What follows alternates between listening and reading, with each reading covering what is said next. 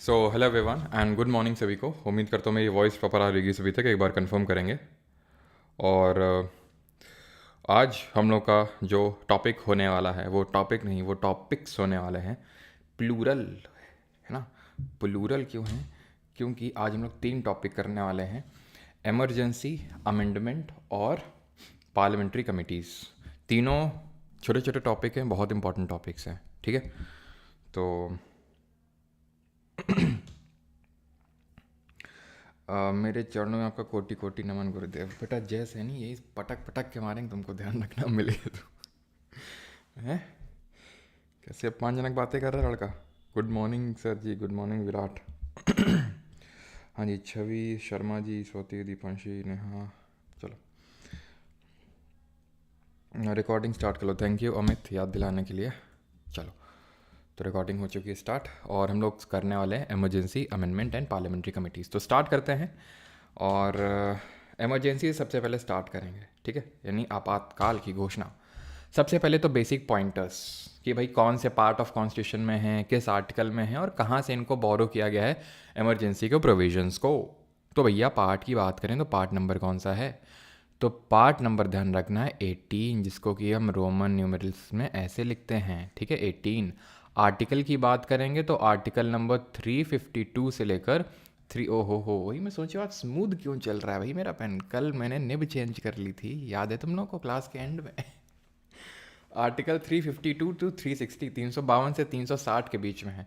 और बोरो कहाँ से किया गया है इसके प्रोविजंस को देखो। बड़ा कन्फ्यूजन होता है इसमें, कन्फ्यूजन होता है इसमें। जर्मनी याद रखो। लेकिन अगर कभी ऑप्शन में जैसे पूछे कि भाई प्रोक्लेमेशन को बोरो कहाँ से किया गया है, प्रोक्लेमेशन ऑफ इमरजेंसी को बोरो कहाँ से किया गया है, तो government of India act 1935, Bharat सरकार अधिनियम जो 1935 का है, वहाँ से इसको बोरो किया गया है कि किस तरह से प्रोक्लेम किया जाएगा आपातकाल को। लेकिन इन जनरल वित्तीय आपात अब है क्या कि इमरजेंसी 3 तरह की होती है, ठीक है, 3 टाइप्स की होती है। एक होती है नेशनल इमरजेंसी यानी कि राष्ट्रीय आपातकाल, एक होता है फाइनेंशियल इमरजेंसी वित्तीय आपातकाल, और एक होता है स्टेट इमरजेंसी। बट इसको स्टेट इमरजेंसी करके कॉन्स्टिट्यूशन में नहीं लिखा गया है, तो फिर कैसे लिखा गया है? इसको प्रेसिडेंट रूल करके लिखा गया है ना कि स्टेट इमरजेंसी, ठीक है। तो जर्मनी आपको ध्यान रखना है, बिकॉज फाइनेंशियल इमरजेंसी के प्रोविजंस हो या फिर जो सस्पेंशन हो जाता है, अभी हम देखेंगे हमारे मौलिक अधिकारों का ड्यूरिंग दी आपातकाल इमरजेंसी, वो भी यहीं से लिया गया है। यहाँ के कॉन्स्टिट्यूशन को वेमार कॉन्स्टिट्यूशन बोलते हैं, ठीक है। यहाँ का जो संविधान है उसको हम वेमार संविधान के नाम से जानते हैं। लेकिन अब यहाँ पे कन्फ्यूजन इसलिए क्रिएट हो जाता है बिकॉज कहीं कहीं पे यूएसए दिया होगा, कहीं कहीं पे गवर्नमेंट ऑफ इंडिया 1935 दिया होगा, कहीं जर्मनी दिया होगा, लेकिन हमें कहीं कहीं से नहीं मतलब, हमें इससे मतलब है कि एसएससी क्या मान रहा है, ठीक है। अब जैसे फॉर एग्जांपल है क्या कि जो सेवा है करके, जब हम इकोनॉमिक्स पढ़ रहे होंगे, सेल्फ एम्प्लॉयड वुमेंस एसोसिएशन करके इसका नाम है। तो क्या है कि ये आप गूगल वगैरह सर्च करोगे 1972, लेकिन जो मैंने पढ़ा है वो 1974। तो अभी एसएससी एमटीएस में क्वेश्चन आया और काफ़ी सारे स्टूडेंट ने बोला कि सर आपने 1974 पढ़ाया, हम 1974 मार्क कराया, अभी गूगल में देखा तो 1972 दिया है और आपने हर जगह 1974। तो एक्चुअली मैंने एसएससी के हिसाब से बताया है, एसएससी ने अपने पिछले वाले सीएचएसएल मेंस में 1974 ही माना था। अब वो ये है कि एटलीस्ट अगर वो 1974 इस बार नहीं मानेगा एमटीएस में, तो फिर हमारे पास कुछ सबूत तो है कि हम अपने उस बात को मतलब चैलेंज कर सकते हैं कि भाई तुम्ही ने पहले पूछा 1974 लिख रहे हो और अभी बोल रहे हो 1972, है ना। और कल भाई सीएचएसएल मेंस का था, बताने की ज़रूरत है नहीं। कुछ मैंने स्क्रीनशॉट शेयर किए थे, इसीलिए कुछ नहीं होगा तो और आज शेयर करूँगा। बहुत सारे स्टूडेंट ने भेजा, मतलब कि अगर करंट अफेयर को, सॉरी पास्ट अफेयर्स को छोड़ दिया जाए जो 2021 और 22 के हैं, सारे क्वेश्चंस हम लोग की क्लास से ही थे जो हम लोगों ने किए थे, ठीक है। चलो, क्योंकि हम लोगों ने पढ़े हैं। ओके, हाँ दित।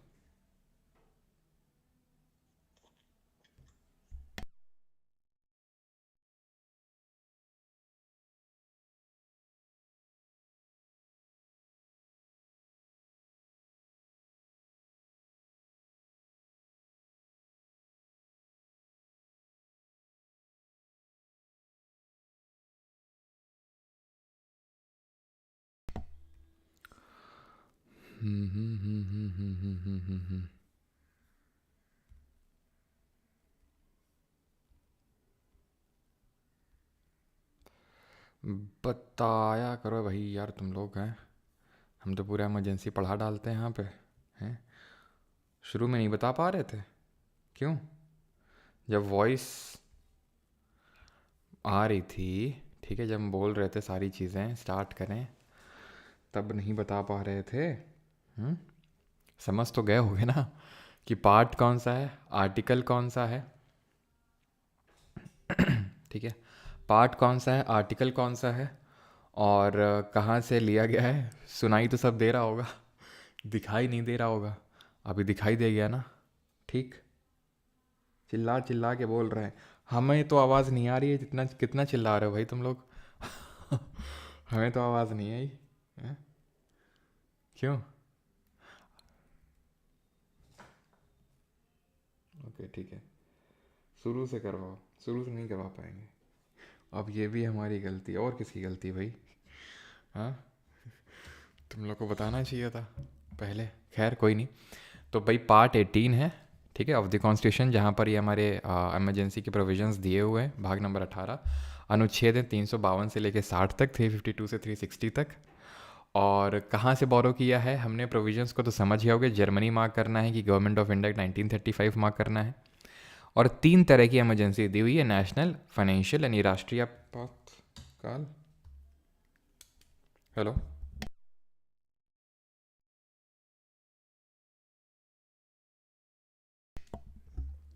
ठीक है, तो 3 तरह की इसमें इमरजेंसी दी हुई है, एक तो नेशनल, फाइनेंशियल यानी राष्ट्रीय, वित्तीय, और स्टेट। अब कॉल्स आ रहे हैं कि स्क्रीन शो नहीं हो रही है, ठीक है। तो स्टेट इमरजेंसी की अगर बात करें, तो स्टेट इमरजेंसी कहीं पे नहीं कॉन्स्टिट्यूशन में लिखा हुआ है, एक्चुअल में ये प्रेसिडेंट रूल होता है, जिसको कि हम स्टेट रूल मतलब स्टेट इमरजेंसी बोल देते हैं, ठीक है, बट ये होता प्रेसिडेंट रूल है। राइट, क्लियर है यहाँ तक? अब स्टार्ट करेंगे फ्रॉम दी नेशनल इमरजेंसी। ऐसा कुछ अभी ज़्यादा पढ़ाया नहीं है, बस लिखा हुआ आपको नहीं दिखाई दिया, सुनाई दे रहा था ना सब कुछ, ठीक है, सुन लो प्लीज़। क्या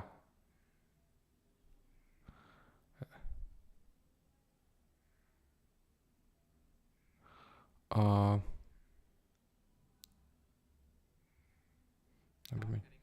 ठीक है,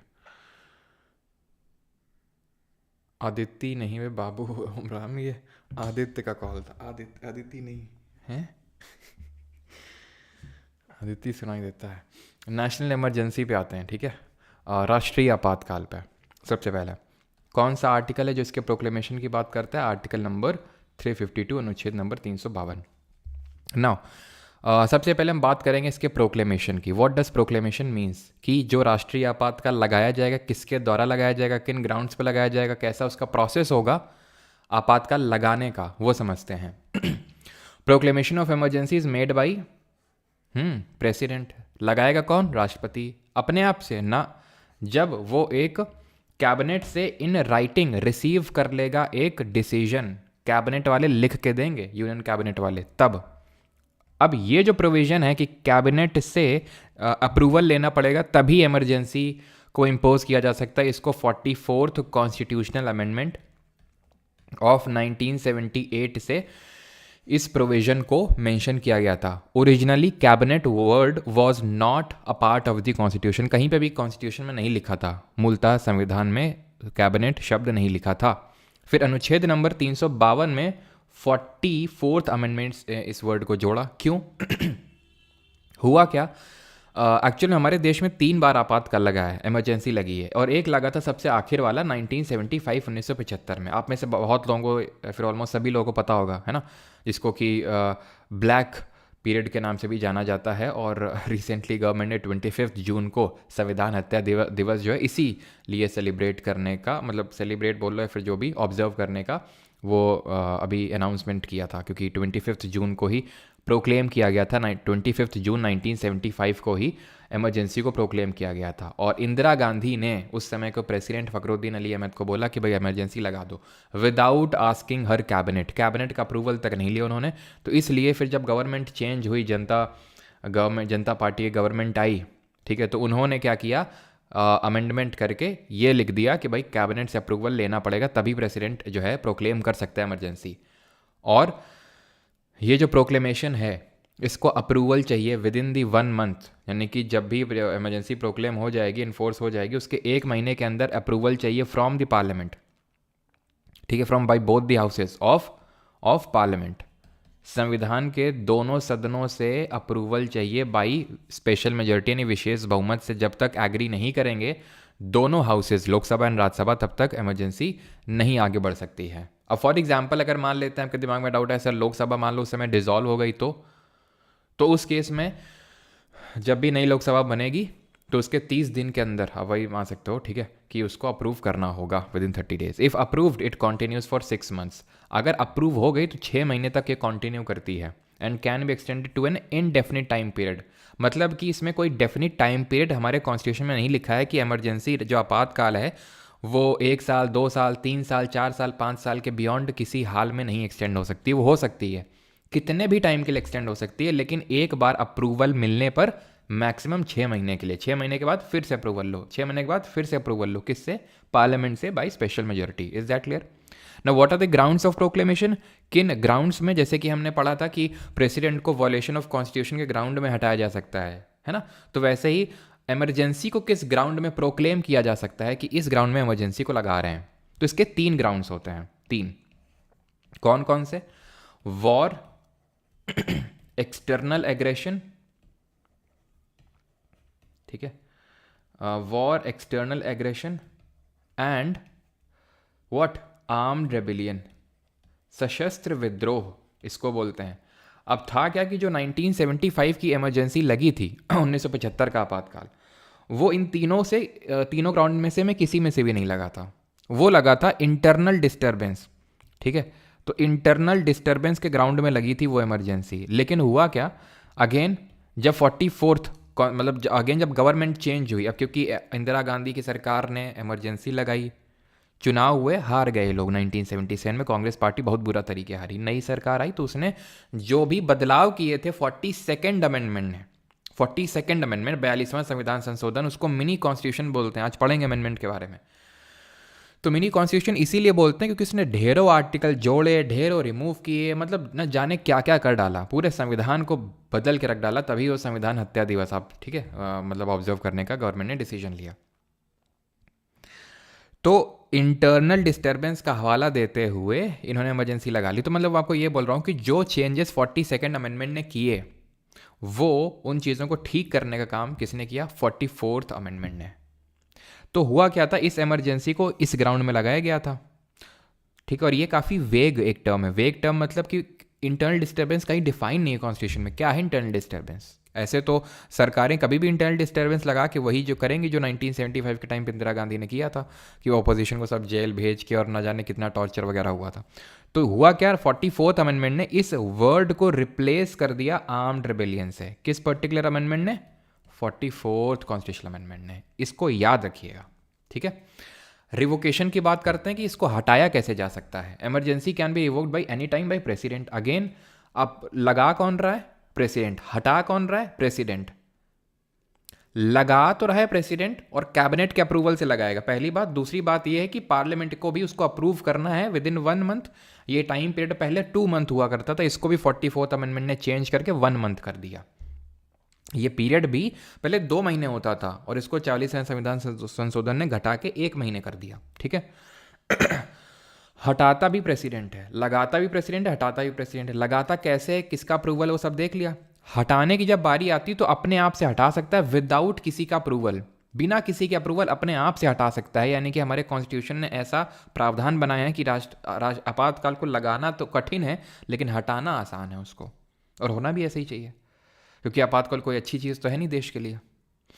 लेकिन ठीक है, देख सकते हैं without any requirement for parliamentary approval. लेकिन अगर लोकसभा ने रेजोल्यूशन पास कर दिया जस्ट बाय सिंपल मेजोरिटी, साधारण बहुमत, अब ये मत पूछना सर सिंपल मेजोरिटी क्या है, मैं बता चुका हूं कि सिंपल मेजोरिटी का मतलब ये होता है कि जितने लोग प्रेजेंट एंड वोटिंग हैं, जितने लोग प्रेजेंट एंड वोटिंग है उसको डिवाइड बाई 2+1, इसका मतलब होता है सिंपल मेजोरिटी। साधारण बहुमत से अगर लोकसभा ने रेजोल्यूशन पास कर दिया approving the discontinuation of emergency की भी अब आपातकाल नहीं आगे बढ़ना चाहिए, तो उस केस में राष्ट्रपति को हटाना ही पड़ेगा इमरजेंसी को, कोई ऑप्शन नहीं है, राष्ट्रपति मना नहीं कर सकते उस केस में। यानी कि आपने एक चीज़ नोटिस करी कि जब लगाना था तो लोकसभा और राज्यसभा दोनों इन्वॉल्व थे, और हटाने में सिर्फ लोकसभा इन्वॉल्व है। और जब लगाना था तो चाहिए थी स्पेशल मेजोरिटी, और जब हटाना है तो चाहिए जस्ट सिंपल मेजोरिटी। ये डिफरेंस है। अब आएंगे इफेक्ट क्या है राष्ट्रीय आपातकाल के, नेशनल इमरजेंसी के क्या प्रभाव हो सकते हैं। तो सबसे पहले हम देखेंगे effect on centre state relations. Majority topic पढ़ाया ही कहाँ है सर? गुप्ता जी आपने पढ़ा ही नहीं है, इसका मतलब है ना बीच में। ठीक है, अगर नहीं पढ़ा है तो कोई नहीं, अभी जो अमेंडमेंट वाला टॉपिक होगा तो उसमें हम आपको समझा देंगे डिटेल में। ठीक है, वैसे मैंने आपको सिंपल, स्पेशल, इफेक्टिव, मेजोरिटी सब बताया है। Effects on centre state relations अभी अमेंडमेंट ही बता देंगे, जो अमेंडमेंट टॉपिक करेंगे उसमें। तो केंद्र और राज्यों के बीच के जो रिलेशंस हैं, जो संबंध हैं, वो किस तरह से चेंज हो जाते हैं, इफेक्ट हो जाते हैं। तो जो फेडरल सिस्टम था वो यूनिटरी में तब्दील हो जाता है, बदल जाता है। फेडरल सिस्टम यूनिटरी में बदल जाता है, मतलब फेडरल का मतलब क्या होता है? जहां पर पावर्स का डिवीजन होता है। किसने क्वाजाई फेडरल बोला था और किसने कोऑपरेटिव फेडरलिज्म बोला था? कमेंट में बताइए इंडिया के फेडरल स्ट्रक्चर को। देखो, इंडिया का जो फेडरेशन है वो यूनिटरी नेचर का अपने आप ही है, बाई डिफॉल्ट ही है। ठीक है, by default he in general भी इंडिया का जो फेडरल कैरेक्टर है, फेडरल नेचर है, वो यूनिट मतलब फेडरेशन है, बट अब विद यूनिटरी बायस। थोड़ा सा सेंटर को ज़्यादा पावर मिली और उसके हमने वो चीज़ देखे थे, क्या क्या फेडरल प्रोविजन है, क्या क्या यूनिटरी फीचर्स हैं। लेकिन इमरजेंसी के केस में तो ये पूरा यूनिटरी ही हो जाता है। जरा सा यूनिटरी कैरेक्टर या फिर जरा सा सेंटर को पावर ज़्यादा नहीं, पूरा ही यूनिटरी हो जाता है फिर उस केस में emergency. And let me tell you what, कि जो इमरजेंसी है वो ऐसा नहीं कि पूरे पूरे पार्ट ऑफ इंडिया में जब वॉर, एक्सटर्नल एग्रेशन या फिर आर्म्ड रिबेलियन होगा तभी लगाई जा सकती है। किसी पार्ट में भी, if in any part of India also if there is any aggression, इस तरह का कुछ होता है तो भी आपातकाल को लगाया जा सकता है। और ऐसा नहीं है कि वॉर और एक्सटर्नल एग्रेशन होने का इंतजार करेगा प्रेसिडेंट तब लगाएगा, उससे पहले ही वो प्रोक्लेम कर सकता है इमरजेंसी को। चाहे भले अभी युद्ध शुरू नहीं हुआ, एक्सटर्नल एग्रेशन हुआ नहीं है, लेकिन उसके पहले भी, यानी कि उसका संशय देखते हुए कि भाई ये हो सकता है, प्रेसिडेंट जो है इमरजेंसी को लगा सकता है। ठीक है, क्लियर इतनी चीज़। इफेक्ट्स में अगर हम बात करें तो आप समझ गए कि जो फेडरल कैरेक्टर है वो पूरा यूनिटरी हो जाता है। क्वाज़ाई फेडरल किसने बोला था? केसी वेरे ने, और ग्रेनविल ऑस्टिन ने कोऑपरेटिव फेडरलिज्म बोला था। In normal time centre can give directions to state on specified matters, but during emergency it can give directions on any matter. Normal times में क्या होता है कि सेंटर स्टेट को डायरेक्शन दे सकता है, जैसे कि रेलवेज को लेके इंस्ट्रक्शन दे सकता है। ठीक है, जो टैक्सिंग सिस्टम है उसको लेके डायरेक्शन दे सकता है, फाइनेंस को लेके। लेकिन जब इमरजेंसी का टाइम होगा तो उसमें किसी भी मैटर में डायरेक्शन दिया जा सकता है by centre to state. During an emergency, Parliament is empowered to make laws on any subject mentioned in the state list. These laws become inoperative after 6 months after emergency has ceased to operate. अब याद करो, ठीक है, और जिसका कोई doubt है तो अभी भेज सकता है। याद करो, मैंने आपको 5 ऐसे सिनारियोज, 5 ऐसे केसेस बताए थे जहां पर parliament can legislate on state list का subject. Schedule 7 3 list, union, state, concurrent. Union list के सब्जेक्ट पे यूनियन एंड पार्लियामेंट लॉ बना सकता है, स्टेट लिस्ट के सब्जेक्ट में स्टेट का लेजिस्लेचर लॉ बना सकता है, और कॉन्करेंट में दोनों बना सकते हैं। यूनियन में कभी स्टेट नहीं बना सकता है, लेकिन स्टेट में यूनियन बना सकता है कुछ एक्सेप्शनल केसेस में। वो 5 एक्सेप्शनल केसेस कौन कौन से बताए थे? एक तो ये इमरजेंसी वाला हो गया, दूसरा अभी पढ़ेंगे प्रेसिडेंट रूल, तीसरा हो जाता है अगर कोई इंटरनेशनल ट्रीटी को एनफोर्स करना है, चौथा बताया था अगर 2 या 2 से ज़्यादा राज्य बोलते हैं उस सेंटर को, ठीक है, रेजोल्यूशन पास करके प्लीज़ हमारे लिए लॉ बना दीजिए। और पांचवा मैंने आखिरी बताया था आपको क्या, कि अगर राज्यसभा ऑथराइज कर दे पार्लियामेंट को, ये बताया था मैंने आपको। तो उनमें से ये है कि भाई पार्लियामेंट इमरजेंसी के केस में स्टेट लिस्ट के सब्जेक्ट में लॉ बना सकता है, बट दैट डजंट मीन कि स्टेट का लेजिस्लेचर स्टेट लिस्ट पे सब्जेक्ट लॉ नहीं बना सकता है। वो भी बना सकता है, दोनों साथ साथ बना सकते हैं। समझ रहे हैं आप? इमरजेंसी अगर है तो ऐसा नहीं कि स्टेट लिस्ट पे सब्जेक्ट स्टेट नहीं बना सकता, मैं बोल रहा हूँ स्टेट लिस्ट पे यूनियन भी बना सकता है, बस ये है। और अगर इमरजेंसी बंद हो गई, मतलब जैसे ही इमरजेंसी खत्म होगी उसके 6 महीने के बाद वो जो भी कानून बनाया गया था स्टेट लिस्ट के सब्जेक्ट में बाय द यूनियन, वो अपने आप सीज हो जाएगा, खत्म हो जाएगा। किसी कोई डाउट हो तो पूछ सकता है।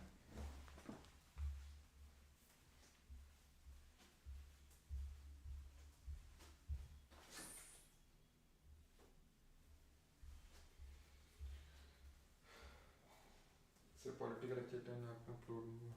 पॉलिटी का 10th लेक्चर अपलोड नहीं हुआ। हुआ तो है, एक सेकंड, मैंने किया था यार कल, तो मतलब रोज़ मैं ही करता हूँ, किया तो था मैंने। एक सेकंड,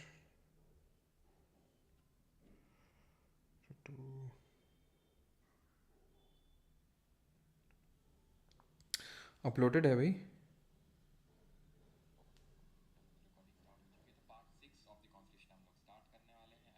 अपलोडेड तो है, चेक करो, स्टेट लेजिस्लेचर के नाम से अपलोडेड है।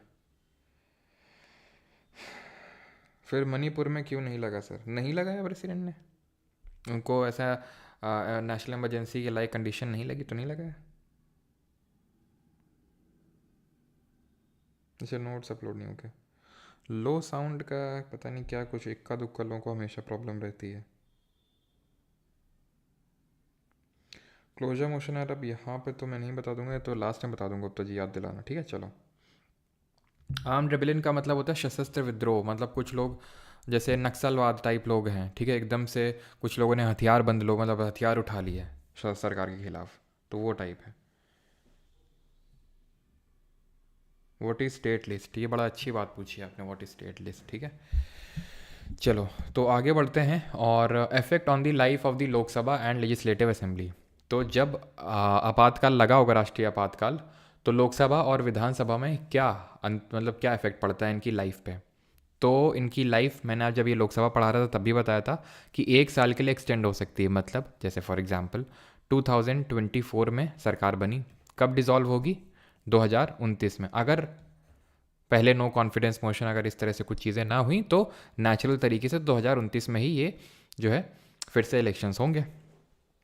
अब क्या होता है 2029 में, मान लो आपातकाल लगा हुआ है, जब ये डिज़ोल्व होनी है लोकसभा, तो उस केस में 1 साल के लिए एक्सटेंड हो सकती है, ठीक है, 1 साल के लिए एक्सटेंड हो सकता है, ठीक है। लेकिन आपातकाल अभी भी लगा है, तो अगेन जो है फिर 1 साल के लिए एक्सटेंड हो सकता है, लेकिन it can not continue beyond a period of 6 months after the emergency or ceases to operate. लेकिन अगर इमरजेंसी ख़त्म हो गई तो बस बेटा, जैसे होता नहीं है कि कोहरे के कारण, जैसे आज हमारे यहाँ पे कोहरा पड़ा, एकदम पहला कोहरा सर्दी का, है ना, तो घने कोहरे कारण, मतलब काफ़ी सर्दी के कारण स्कूल जो है 6 दिन के लिए बंद किए जाते हैं, 7 दिन के लिए बंद किए जाते हैं, ठीक है।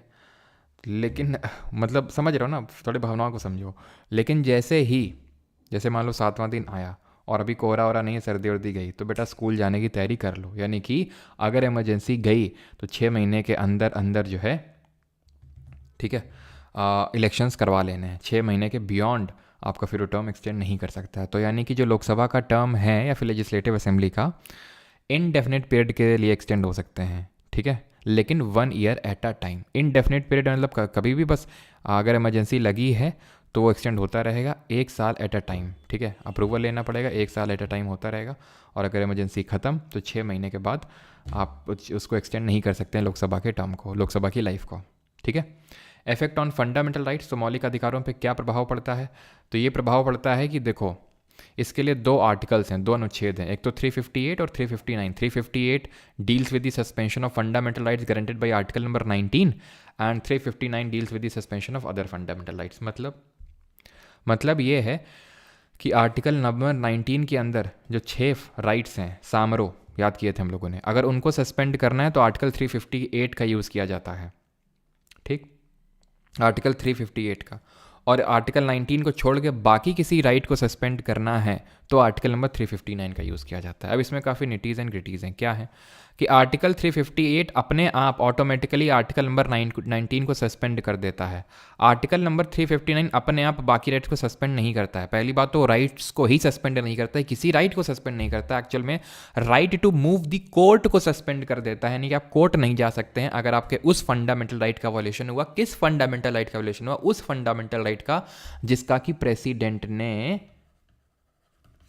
ब्यौरा दिया है लिख के, कि आर्टिकल 359 का हवाला देते हुए प्रेसिडेंट बोलेगा कि अपनी लिस्ट में कि आर्टिकल 25 ले लो, आर्टिकल 29 ले लो और आर्टिकल 18 ले लो, या फिर मतलब कोई भी ऐसा रैंडम आर्टिकल 17 ले लो। तो इन राइट्स का अगर वॉल्यूशन हुआ तो तुम कोर्ट मत चले जाना।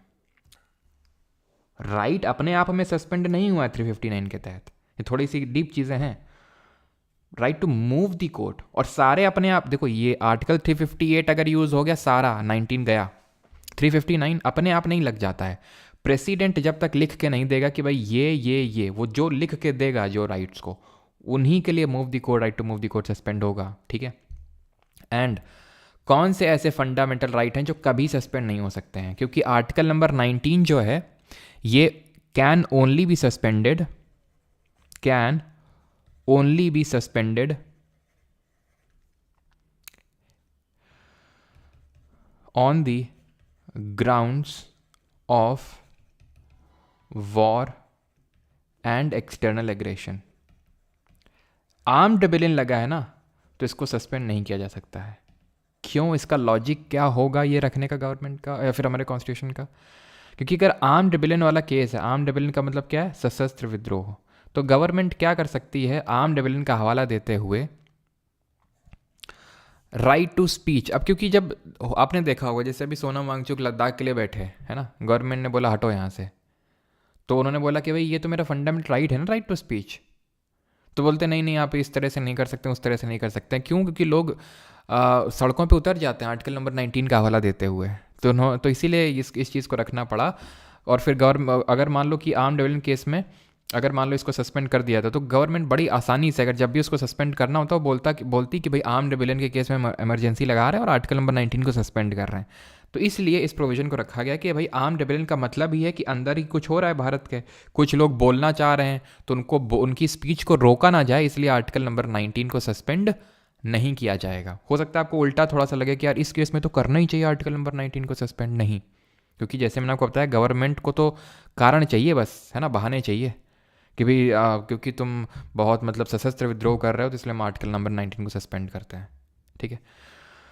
तो ये जो है 19 वाली आर्म रेबेलियन केस में सस्पेंड नहीं हो सकती है। और आर्टिकल नंबर 20 और 21 वाले जो फंडामेंटल राइट हैं कैन नेवर बी सस्पेंडेड, चाहे इमरजेंसी किस भी ग्राउंड पे क्यों ना लग जाए, कैन नेवर बी सस्पेंडेड। और ये सस्पेंशन ऑफ फंडामेंटल राइट्स कहाँ से लिए हैं, तो ये हमने जर्मनी के कॉन्स्टिट्यूशन से लिया है कि जो हमारे मौलिक अधिकार सस्पेंड कर दिए जाते हैं during the emergency period.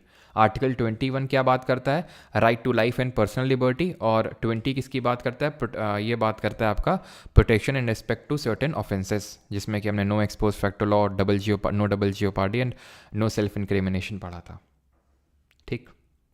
Declaration still now, आज तक कितनी बार इमरजेंसी लगी है देश में? 3 बार। कब?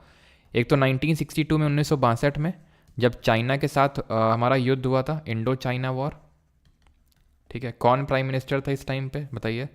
1971, 1971 में, जब इंडिया और पाकिस्तान का बोल सकते हैं वॉर हुआ था। हुआ क्या था? हमने बांग्लादेश, इसको बांग्लादेशी लिबरेशन वॉर भी बोला जाता है। बांग्लादेश 1971 में ही जन्मा था। पहले आपको पता है कि ये वेस्ट पाकिस्तान हुआ करता था, आज का पाकिस्तान, और आज का बांग्लादेश पहले ईस्ट पाकिस्तान हुआ करता था। तो उस टाइम पे कौन थी प्राइम मिनिस्टर हमारी? तो उन्होंने क्या किया था, इसको पाकिस्तान को तोड़ दिया था, ठीक है, और इसको बांग्लादेश को ईस्ट पाकिस्तान को बना दिया था बांग्लादेश, ठीक है। तो बांग्लादेश का जन्म ऐसे ही हुआ था 1971 में, हमारी वजह से आप बोल सकते हैं। और 1975, 1975 में हुआ था, कोई वॉर नहीं हुआ था, मैंने आपको बताया था। ये लगा था किसके केस में? इंटरनल डिस्टर्बेंस के ग्राउंड पे, इंटरनल डिस्टर्बेंस के ग्राउंड पे लगाया गया था, जिस वर्ड को ही रिप्लेस कर दिया गया from armed rebellion by the 44th constitutional amendment. इस टाइम पे थे जवाहरलाल नेहरू, ठीक है। और जब ये इमरजेंसी लगी थी, जब चाइना ने अटैक किया था, तो भाई साहब नेपाल में थे आराम से। और जो उस समय के डिफेंस मिनिस्टर थे, नाम बता सकते हैं उनका क्या था? वो उस समय मेनन साहब, ठीक है। वो आई थिंक पता नहीं कहाँ की विजिट पे, वो भी यहाँ पे नहीं थे, कहीं और ही घूम रहे थे, ठीक है। तो भाई वो वॉर जो है आसानी से चाइना जीत गया था, ठीक है। इंडिया पाकिस्तान की अगर बात करेंगे, तो इस टाइम पे जब बांग्लादेश लिबरेशन हुआ था, तो इंदिरा गांधी जी थी, ठीक है। और ये तो आपको पता है, ये तो लगाई इंदिरा गांधी, इसके लिए तो फेमस है। ये वाली जो इमरजेंसी लगी थी, क्वेश्चन आपसे पूछता है कि जब इमरजेंसी लगी थी तो इस टाइम पे देश के प्रेसिडेंट कौन थे, क्योंकि इन्हीं से डायरेक्टली बोल दिया था इंदिरा गांधी ने कि राष्ट्र मतलब आपातकाल लगा दो, ठीक है।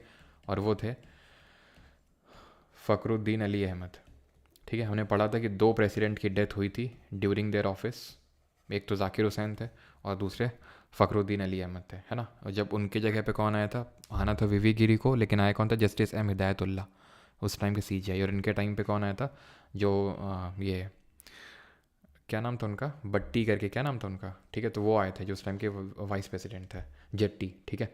तो इंदिरा गांधी दोनों के टाइम पे थी, 1975 और 1975 के इमरजेंसी के टाइम पे, और 1962 में नेहरू जी थे, ठीक है। सर ऊंची बोल लो, ऊंची बोल लें, ऊंची, ठीक है, सुनाई देगी अभी, तो चिल्लाना ज़रूरी है, हाँ? Jatti, B D Jatti.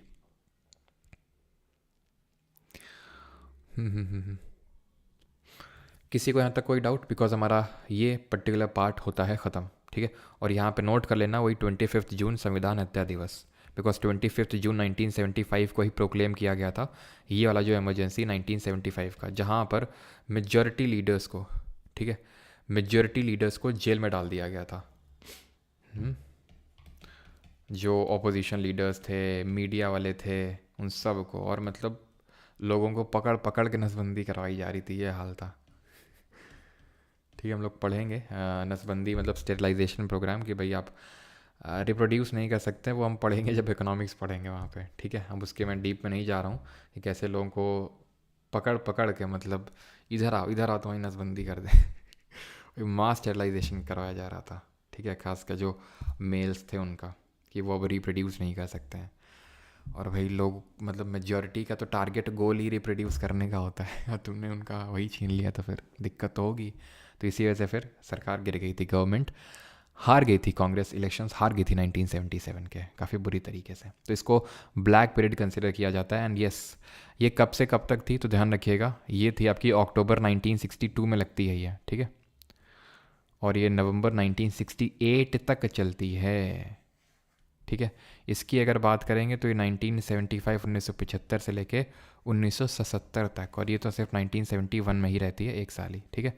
तो ये टाइम ड्यूरेशन भी ध्यान में रखिएगा। प्रेसिडेंट रूल पे आते हैं, आर्टिकल नंबर 356 इसकी बात करता है ग्राउंड्स ऑफ इम्पोजिशन, किन ग्राउंड्स पे लगाई जा सकती है। तो दो ग्राउंड हैं, एक तो खुद 356 में लिखा हुआ और एक 365 में। आई अगेन रिपीट, जो प्रेसिडेंट रूल है वो आर्टिकल नंबर 356 के तहत लगाया जाता है, जैसे नेशनल इमरजेंसी 352 के तहत लगाया जाता है, ठीक है। लेकिन जो ग्राउंड ऑफ इम्पोजिशन है वो 356 में मैंशनड है और 365 में भी मैंशनड है, 365 में भी मैंशनड है। 356 में क्या ग्राउंड है, तो if a situation is arisen in which the government of state can not be carried in accordance with the provision of the constitution. देखिए है क्या, आर्टिकल नंबर जो 355 है कॉन्स्टिट्यूशन का, अनुच्छेद नंबर जो 355 है कॉन्स्टिट्यूशन का, वो सेंटर को डायरेक्शन देता है। क्या डायरेक्शन देता है, बड़े भाई की एक तरह से मान्यता देता है आर्टिकल नंबर 355 सेंटर को, ठीक है। वो ये बोलता है, मतलब एक तरह से ड्यूटी देता है, ठीक है, कि सेंटर को, it shall be the duty of the union, कि उसको स्टेट को प्रोटेक्ट करना है, ठीक है। Duty of centre to protect every state, हर राज्य की उसको रक्षा करनी है, every state against external aggression और इंटरनल डिस्टर्बेंस। एक्सटर्नल एग्रेशन और इंटरनल डिस्टर्बेंस के अगेंस्ट सेंटर को, स्टेट्स को प्रोटेक्ट करना है। तो इसी बड़े भाई का फर्ज अदा करते हुए आर्टिकल 356 के तहत सेंटर इमरजेंसी लगा सकता है। और दूसरा ग्राउंड क्या है, आर्टिकल 365 में लिखा है कि whenever a state fails to comply with और to give effect to any direction from centre, centre ने कोई डायरेक्शन दिया स्टेट को, कुछ मैटर्स में पता है कि डायरेक्शन दिए जा सकते हैं by centre to the state, और अगर उसको फॉलो नहीं किया गया बाई स्टेट्स, राज्यों ने उसको फॉलो नहीं किया, तो उस केस में भी इमरजेंसी लगाई जा सकती है। तो ग्राउंड लिखे हैं 356 और 365 में, लगाई जाती है 356 के तहत। अप्रूवल की जब बात करते हैं, फिर प्रोक्लेमेशन की बात करें, तो अगेन प्रोक्लेम करता है इसको प्रेसिडेंट, यानी लगाता राष्ट्रपति है राष्ट्रीय आपातकाल की तरह, ठीक है।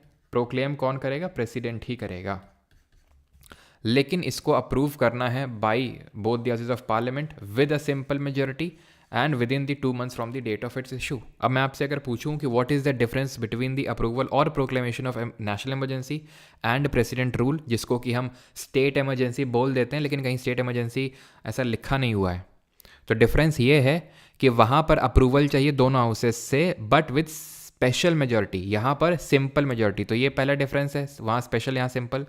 दूसरा डिफरेंस है वहाँ पे विद इन 1 मंथ अप्रूवल चाहिए, लेकिन यहाँ विद इन 2 मंथ चाहिए। पहले वहाँ पे विद इन 2 मंथ होता था, लेकिन 44th अमेंडमेंट से उसको 1 मंथ कर दिया गया। If approved it continues for 6 months and can be extend for a maximum period of 3 years। Maximum 3 साल के लिए एक्सटेंड किया जा सकता है। उसको जरा बताइए कमेंट में, नेशनल इमरजेंसी को कितने टाइम के लिए मैक्सिमम एक्सटेंड किया जा सकता है। Now what are the consequences. President can take up the functions of the governor, यानी राज्यपाल का काम राष्ट्रपति करने लग जाएगा। और parliament can take up the, मतलब क्या करने लग जाएगा, मतलब वही है कि कोई भी बिल वगैरह जो है वो सीधे प्रेसिडेंट के पास आएंगे। Parliament can take up the functions of the state legislature.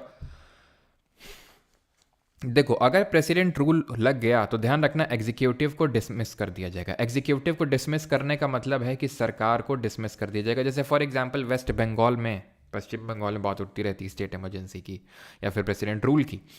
तो अगर मान लो लगा दिया गया तो ममता दीदी को अपनी जो काउंसिल ऑफ मिनिस्टर उसके साथ ही उनको डिसमिस कर दिया जाएगा, हटो तुम यहाँ से। और जो लेजिस्लेचर है, ये तो कौन है लॉ को एग्जीक्यूट करने वाला, जो लेजिस्लेचर है, ठीक है, लेजिस्लेचर, उसको या तो डिसमिस कर दिया जाएगा, ठीक है, सॉरी आप वही बोल सकते हो, तो उसको सस्पेंड कर दिया जाएगा, या फिर हो सकता है डिसॉल्व कर दिया जाए। सस्पेंड का मतलब है कि टेम्पररी है अभी, कि मतलब अभी हटो, जब तक लगा हुआ है ये आपका स्टेट में ये प्रेसिडेंट का रूल, तब तक हम लॉ बनाएंगे। और डिसॉल्व का मतलब ये होता है कि लेजिस्लेटिव असेंबली को एकदम हटा ही देना और फिर से फ्रेश इलेक्शंस करवाना, नए चुनाव करवाना। तो वो कुछ भी हो सकता है, सस्पेंड भी हो सकता है या फिर डिसॉल्व भी हो सकता है। लेकिन एग्जीक्यूटिव तो पक्का डिसमिस होगा, इसमें कोई दो राय वाली बात नहीं है, ठीक है, क्योंकि लगाया ही इसी ग्राउंड पे गया कि भाई ये तो स्टेट बात नहीं मानना है सेंटर की, या फिर कुछ ऐसा हो गया कि भाई सरकार जो स्टेट की गवर्नमेंट है उसको संविधान के हिसाब से नहीं चलाया जा रहा है।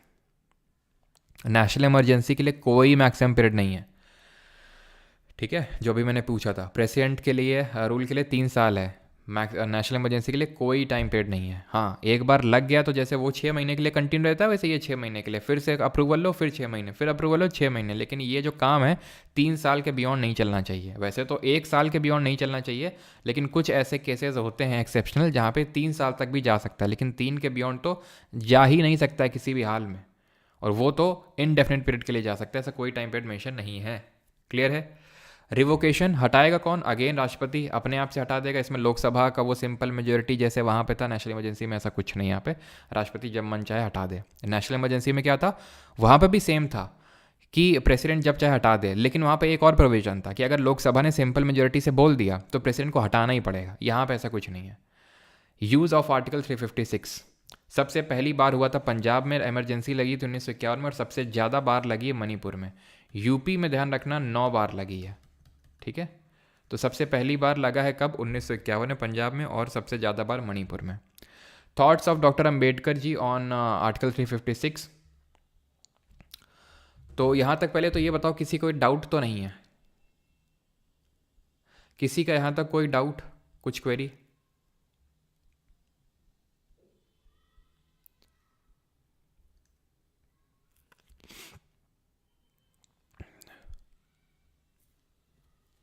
चलो आगे बढ़ें फिर। हाँ सर, जम्मू एंड कश्मीर में टाइम ड्यूरेशन तो यार मुझे याद नहीं है कि भाई कितने ड्यूरेशन तक लगा था ऐसा। बिल्कुल ले सकते हैं हिस्सा, सुभादीप पॉल बिल्कुल एक्शन में हिस्सा ले सकते हैं। No sir, okay sir. एक साथ 2 स्टेट में करना पड़ेगा तो कैसे होगा, मतलब अगर करना है तो बिल्कुल हो सकता है, ऐसा कोई दिक्कत वाली बात नहीं है अगर मल्टीपल स्टेट्स में लगाना है तो, ठीक है, ओके। चलो, तो आर्टिकल 356 को लेके उन्होंने बोला था कि it should be used as a last resort. मतलब ऐसा नहीं कि इसका फ्रीक्वेंट यूज़ हो, मतलब कि बहुत ही जब सारी चीज़ें कंट्रोल के बाहर निकल जाएं तभी इसको जो है लगाना चाहिए आर्टिकल 356 को, ठीक है। आर्टिकल 356 के तहत प्रेसिडेंट रूल। क्लियर है।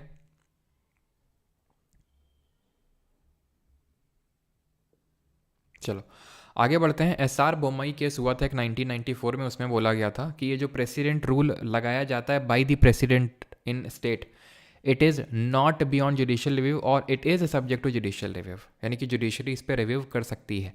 ये 1994 के केस में किसी ने बोला था, मतलब सुप्रीम कोर्ट ने बोला था, SR बोमई केस इसको बोलते हैं, ठीक है। तो ये चीज़ याद रखिएगा, ऑलराइट, ठीक है। वैसे हमारे कुछ और भी कमीशन थे, जैसे अगर मैं बात करूँ तो सरकारिया कमीशन, ठीक है, और पुंछी कमीशन जो सेंटर स्टेट रिलेशन से डील करते हैं, ठीक है।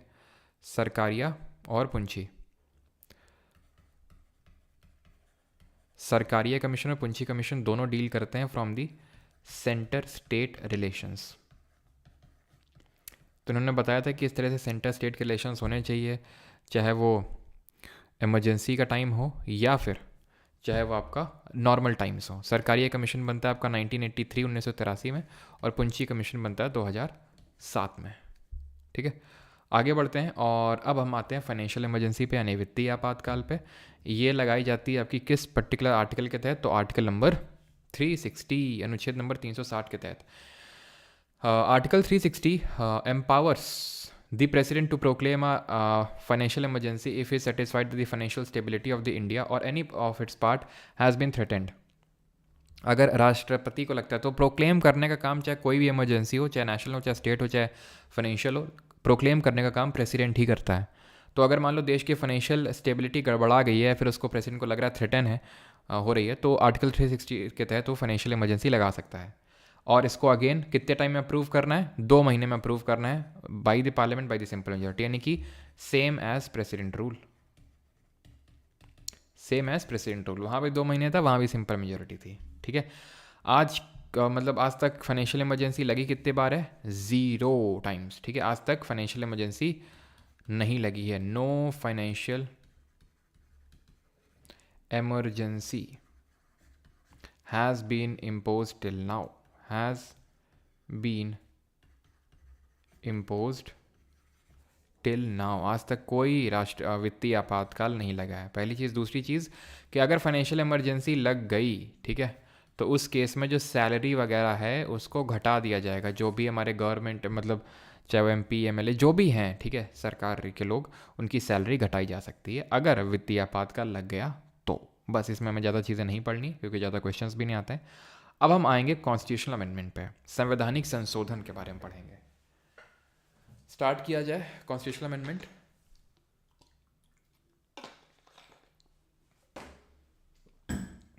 क्वेश्चंस भी करेंगे अभी, ठीक है, UPSC वाले भी और SSC के भी।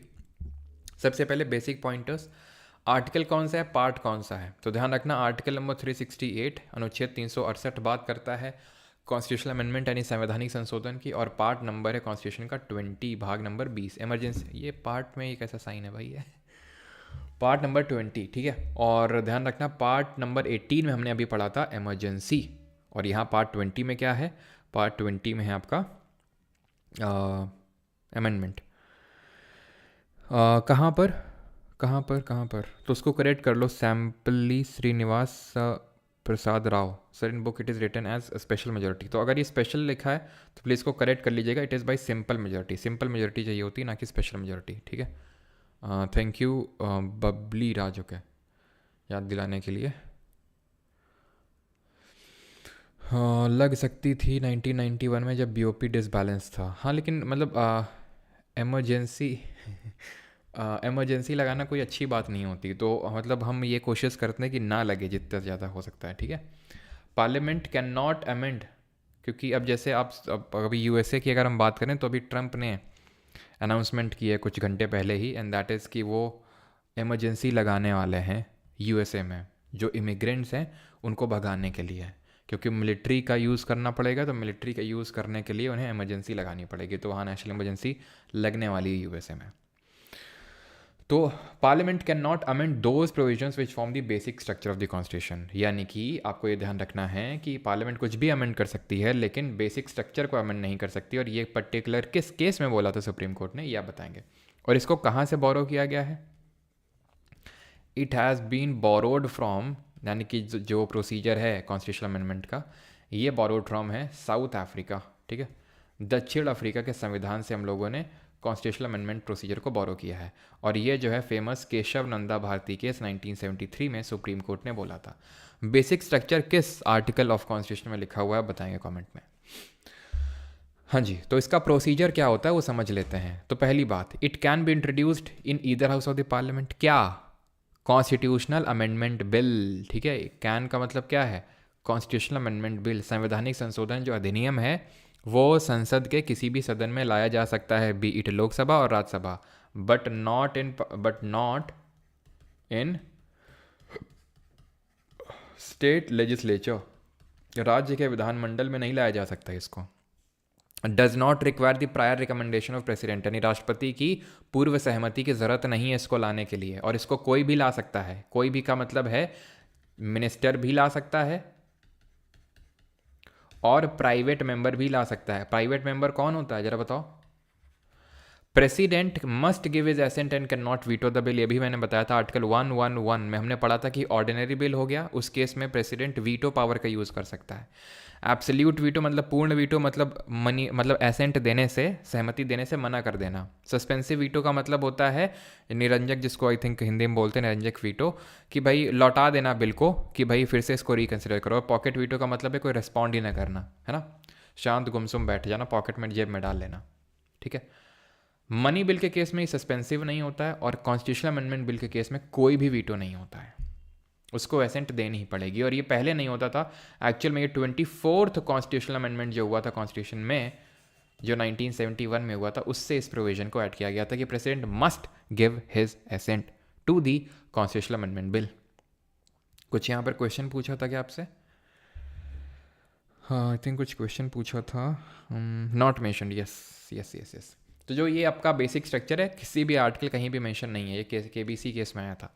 प्राइवेट मेंबर वो होता है जो मिनिस्टर नहीं होता है, मैं पहले भी एक्सप्लेन कर चुका हूँ इसको। टाइप्स ऑफ अमेंडमेंट्स पे आते हैं, तो 3 तरह के अमेंडमेंट हो सकते हैं। तो जो साधारण बहुमत से हैं यानी सिंपल मेजोरिटी, विशेष बहुमत से यानी स्पेशल मेजोरिटी, और तीसरे हैं विशेष बहुमत यानी स्पेशल मेजोरिटी प्लस स्टेट्स का रैटिफिकेशन। तो इसका मतलब क्या है सर? सिंपल मेजोरिटी का मतलब होता है, देखो मेजोरिटी का मतलब हमेशा बाई 2+1 होता है। ठीक, सिंपल का मतलब है कितने प्रेजेंट एंड वोटिंग है। पहले भी डिटेल में आपको एक्सप्लेन कर चुका हूँ इस चीज़ को, कि जैसे मान लेते हैं कि 543 की मेंबरशिप है लोकसभा की, ठीक है, 543 सदस्य हैं लोकसभा में। अब इसमें आज के दिन सिर्फ 300 लोग आए हैं, और उन 300 में से कुछ लोग बाहर घूम रहे हैं, अपना खा पी रहे हैं, या फिर वोटिंग में हिस्सा नहीं लेना चाहते हैं, उसको बॉयकॉट करना चाहते हैं। तो सिर्फ बचे कितने लोग हैं? 240 लोग बोल लेते हैं, 240 लोग हैं। तो इसका बाई 2 यानी 120, और उसमें एक जोड़ देंगे 121, तो इसको बोलते हैं प्रेजेंट एंड वोटिंग का मेजॉरिटी। स्पेशल मेजॉरिटी का मतलब होता है, कल भी बताया था I think, majority of total membership of each house. Total membership का मतलब है कि भाई लोकसभा की इतनी है ना, तो बाई 2+1, राज्यसभा की इतनी है ना, तो बाई 2+1। ठीक है, ये जो भी नंबर निकलेगा, कितना निकलेगा देख लेते हैं, 2 3 4 1 5, ठीक है, ये आपका 272 निकला। ठीक, 272। इस नंबर को निकालिए 2/3 प्रेजेंट एंड वोटिंग, कितने लोग आए हैं और कितने वोटिंग ले रहे हैं। मान लो 543 की मेंबरशिप और आज आए 500 लोग, और 500 में मान लेते हैं कि भाई 480 लोग, 20 लोग वोटिंग में हिस्सा नहीं ले रहे हैं। 500 लोग आज आए हैं, प्रेजेंट हैं, और वोटिंग में सिर्फ 480 लोग ही हिस्सा ले रहे हैं, 20 लोग बॉयकॉट कर रहे हैं। तो बाई 2+1 कितना निकलेगा इसका? 241। कौन सा बड़ा नंबर है? ये वाला 272 वाला। तो ये नंबर में हमें अप्रूव, मतलब इतने मेंबर्स का अप्रूवल चाहिए। लेकिन फॉर एग्जांपल मान लो कि भाई आज 500 मान लेते हैं कि 20 लोग प्रेजेंट एंड वोटिंग है। ठीक है, तो अगेन यहाँ पर इसका सॉरी आई रियली सॉरी, ठीक है, मैंने इसका मेजॉरिटी कर दिया, इसका बाई 2/3 प्रेजेंट एंड वोटिंग होगा। ठीक है, तो 480 लोग आए हैं, ठीक है, 480, तो इसका 2/3 कितना होगा? कितना होगा? 320 होगा, यानी 320 लोगों का ये नंबर 272 निकल रहा था, ये 320 निकल रहा है नंबर 2/3, तो यानी 320 लोगों का अप्रूवल लेना पड़ेगा। भेजे में बात घुसी कि इन दोनों नंबर में जो बड़ा नंबर निकल के आएगा उतने लोगों का अप्रूवल चाहिए होगा। ये इसलिए रखा गया कि भाई ऐसा ना हो कि भाई बहुत कम लोग प्रेजेंट एंड वोटिंग हो तो ये आसानी से पास हो जाए। तो आसानी से तो पास करवाना नहीं है इसको, क्योंकि उसमें ऐसे प्रोविजंस हमने रखे हैं। तो फिर इस केस में हमने एक ये भी रख दिया कि टोटल मेंबरशिप का भी मेजॉरिटी चाहिए, यानी इनमें से जो भी नंबर बड़ा होगा वो। समझ में आई बात अभी? ठीक है। इफेक्टिव मेजॉरिटी होता है प्रभावी बहुमत, कि भाई मान लो मेंबरशिप कितनी है राज्यसभा की, 245 है। जब वाइस प्रेसिडेंट को हटाते हैं तो वहाँ पे राज्यसभा में इफेक्टिव मेजॉरिटी तो चाहिए होती है, बताया था वहाँ पे, तो 245 की मेंबरशिप है। लेकिन अभी सीट मान लो वेकेंट हैं, 5 सीट वेकेंट हैं, ये इफेक्टिव मेजॉरिटी है। ठीक, प्रभावी बहुमत। ये क्या लिखा हुआ है? Special majority plus state ratification. इसका मतलब ये होता है कि कुछ प्रावधान, कुछ प्रोविजंस हमारे कॉन्स्टिट्यूशन में, हमारे संविधान में ऐसे हैं कि जिनमें स्पेशल में, जिनको अमेंड करने के लिए, संशोधन करने के लिए, अब संशोधन होता क्या है? अमेंडमेंट। अमेंडमेंट होता है कॉन्स्टिट्यूशन की किताब में, संविधान की किताब में कोई बदलाव करना, कोई चेंज करना, कोई चीज़ जोड़ना, हटाना, रिप्लेस करना, वो सब। ठीक है। अब इतने भोले मत बनना कि हमें तो पता नहीं था अमेंडमेंट, है ना। अमेंडमेंट अमेंडमेंट अमेंडमेंट हम पहली क्लास से करते चले आ रहे हैं, इसको कोई नई चीज़ नहीं है हमारे लिए ये। अब लेकिन ये है कि हमने प्रोसीजर को डिटेल में समझ रहे हैं कि पूरा प्रोसीजर कहाँ लिखा है, क्या पूरा प्रोसीजर होता है। तो स्पेशल मेजॉरिटी चाहिए पार्लियामेंट में। कॉन्स्टिट्यूशन को अमेंड करने का काम सिर्फ और सिर्फ पार्लियामेंट का ही होता है। सिंपल मेजॉरिटी चाहिए कहाँ? पार्लियामेंट में। स्पेशल मेजॉरिटी चाहिए कहाँ? पार्लियामेंट में। स्पेशल मेजॉरिटी चाहिए कहाँ? पार्लियामेंट में। लेकिन स्टेट का रेटिफिकेशन भी चाहिए कुछ ऐसे केसेस में। रेटिफिकेशन का मतलब ये नहीं कि स्टेट कॉन्स्टिट्यूशन को अमेंड कर देगा, उसका मतलब ये कि हम राज्यों की सहमति ले रहे हैं। कितने राज्यों की? Half of the state legislature.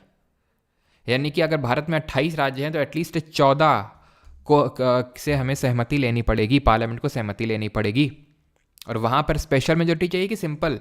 तो वहाँ पर सिंपल चाहिए, यहाँ पर सिंपल चाहिए, साधारण से ही पास करवा दो। जैसे एग्जाम्पल के तौर पे GST, goods and services tax, Bharat सरकार ने बोला कि इससे राज्यों को अपने कर लगाने की जरूरत नहीं, टैक्स लगाने की जरूरत नहीं, एक देश एक कर होगा, हम तुमको दे देंगे जो जीएसटी से कलेक्शन होगा, एसजीएसटी, सीजीएसटी ऐसे करके, है ना, सेंट्रल जीएसटी, स्टेट जीएसटी। तो क्योंकि इसमें स्टेट का भाई फाइनेंसेस गड़बड़ा जाएंगे, स्टेट से लेने देना है, फेडरल प्रोविजन से लेना देना है, समझ रहे हैं, फेडरल स्ट्रक्चर से लेना देना है, क्योंकि भाई आप स्टेट का हक ले रहे हो ना आप, मतलब स्टेट का जो कुछ टैक्स था वो आप अमेंड कर रहे हो, तो ऐसे केस में स्टेट की परमिशन लेना ज़रूरी है। तो हम वो ये देख लेते हैं कि कौन कौन से ऐसे प्रोविजंस हैं जो हमारे कॉन्स्टिट्यूशन में आसानी से, यानी कि सिंपल मेजॉरिटी से अमेंड हो जाएंगे, कौन स्पेशल से, और कौन special plus ratification from state से। पहली बात, ये करवाने से पहले एक चीज़ ध्यान रखिएगा कि मैंने अभी आपको बताया कि जो अमेंडमेंट है वो अंडर आर्टिकल नंबर 368 पार्ट 20 में आता है, लेकिन सिंपल मेजॉरिटी का जो अमेंडमेंट होता है is not dealt as an amendment under article 368, और इसके एग्जाम्पल्स आप कोट कर सकते हैं कमेंट में, हम पढ़ चुके हैं। ठीक है। आर्टिकल 368 के तहत सिर्फ 2 अमेंडमेंट आते हैं, आई अगेन रिपीट। ठीक है। ओनली 2 टाइप्स ऑफ अमेंडमेंट, 2 तरह के ही संशोधन होते हैं 368 के तहत। सिंपल वाले अमेंडमेंट को, सिंपल मेजॉरिटी से अमेंडमेंट को अमेंडमेंट अंडर आर्टिकल 368 डील नहीं किया जाता। इसका सबसे जीता जागता उदाहरण है article number 4 of the constitution, जो चीख चीख के ये बोलता है कि आर्टिकल नंबर 2 और 3 के तहत जो आप चेंजेस करेंगे shall not be dealt as amendment under article 368। क्यों? क्योंकि उनको आप सिंपल मेजॉरिटी से अमेंड कर रहे हो। तो यहाँ पर वही सेम चीज़, क्या? एडमिशन और establishment of any new state. Admission मतलब आर्टिकल नंबर 3, इस्टेब्लिशमेंट का मतलब आर्टिकल नंबर 2। ठीक है, sorry, article 2, article 3, article 2 and article 3, admission और establishment of a new state. तो आर्टिकल 2 और 3 के तहत चेंजेस हमने पढ़ा था सिंपल मेजॉरिटी से हो जाते हैं। और बाउंड्री अगर आप स्टेट की ऑल्टर कर रहे हो तो, ठीक है, बाउंड्री ऑल्टर कर रहे हो किसी स्टेट की, और बहुत सारे प्रोविजन है, ये तो बस मैं कुछ एग्जांपल्स लिख रहा हूँ। दूसरी अनुसूची में कोई बदलाव करना है, तीसरी अनुसूची में कोई बदलाव करना है। ठीक है। आपको अगर मान लेते हैं कि भाई पार्लियामेंट की कोरम चेंज करनी है, जो आर्टिकल 100 क्लॉज 3 में लिखा हुआ है ना कि 1/10 होती है, वो आपको चेंज करना है। ठीक है। आपको अगर क्या चेंज करना है, डीलिमिटेशन कॉन्स्टिट्यूएंसी वाला हो गया, डीलिमिटेशन जो हमने पढ़ा था कॉन्स्टिट्यूएंसीज का, किस आर्टिकल में लिखा हुआ है। तो ये सारे काम, या फिर हमने कल पढ़ा था, कल क्या पढ़ा था हम लोगों ने कि लेजिस्लेटिव काउंसिल, ठीक है, विधान परिषद को क्रिएट एबॉलिश करना। ठीक है, क्रिएट करना, ये एबॉलिश करना। ठीक है। यहाँ पे आप 3rd शेड्यूल की जगह 5th और 6th शेड्यूल कर लो। ठीक है, 2nd शेड्यूल हो गया आपका 5th शेड्यूल, सिक्स्थ शेड्यूल, ये सब सिंपल मेजोरिटी से आराम से अमेंडमेंट हो जाते हैं, कोई दिक्कत वाली बात नहीं आती है, ठीक है। कोई रूल्स ऑफ प्रोसीजर हो गया पार्लियामेंट का, उसको अमेंड करना है। स्पेशल मेजोरिटी से अगर बात करें तो जो आपके मौलिक अधिकार हैं, दैट इज़ फंडामेंटल राइट हैं, वो स्पेशल मेजोरिटी से होंगे। आर्टिकल नंबर 35 को रिकॉल कर सकते हैं यहाँ पर आप, फंडामेंटल राइट की। फंडामेंटल राइट को अमेंड करने का, सब कुछ चेंज करने का पावर सिर्फ पार्लियामेंट के पास होता है, स्टेट लेजिस्लेचर के पास नहीं। डीपीएसपी हो गई, directive principle of state policy, तो ये अमेंड करना स्पेशल मेजोरिटी से। और स्पेशल और रेटिफिकेशन ऑफ फ्रॉम स्टेट, तो क्योंकि स्टेट से भी रेटिफिकेशन लेना पड़ रहा है, राज्यों की भी सहमति लेनी पड़ रही, तो यानी कुछ ऐसा चीज़ होगा जिसमें कि स्टेट का लेना देना होगा। जैसे कि पहला, इलेक्शन ऑफ प्रेसिडेंट,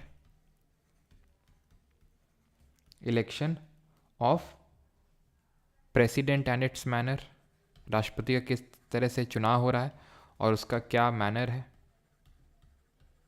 ठीक है। और क्या हो जाएगा, सुप्रीम कोर्ट, हाई कोर्ट हो जाएगा।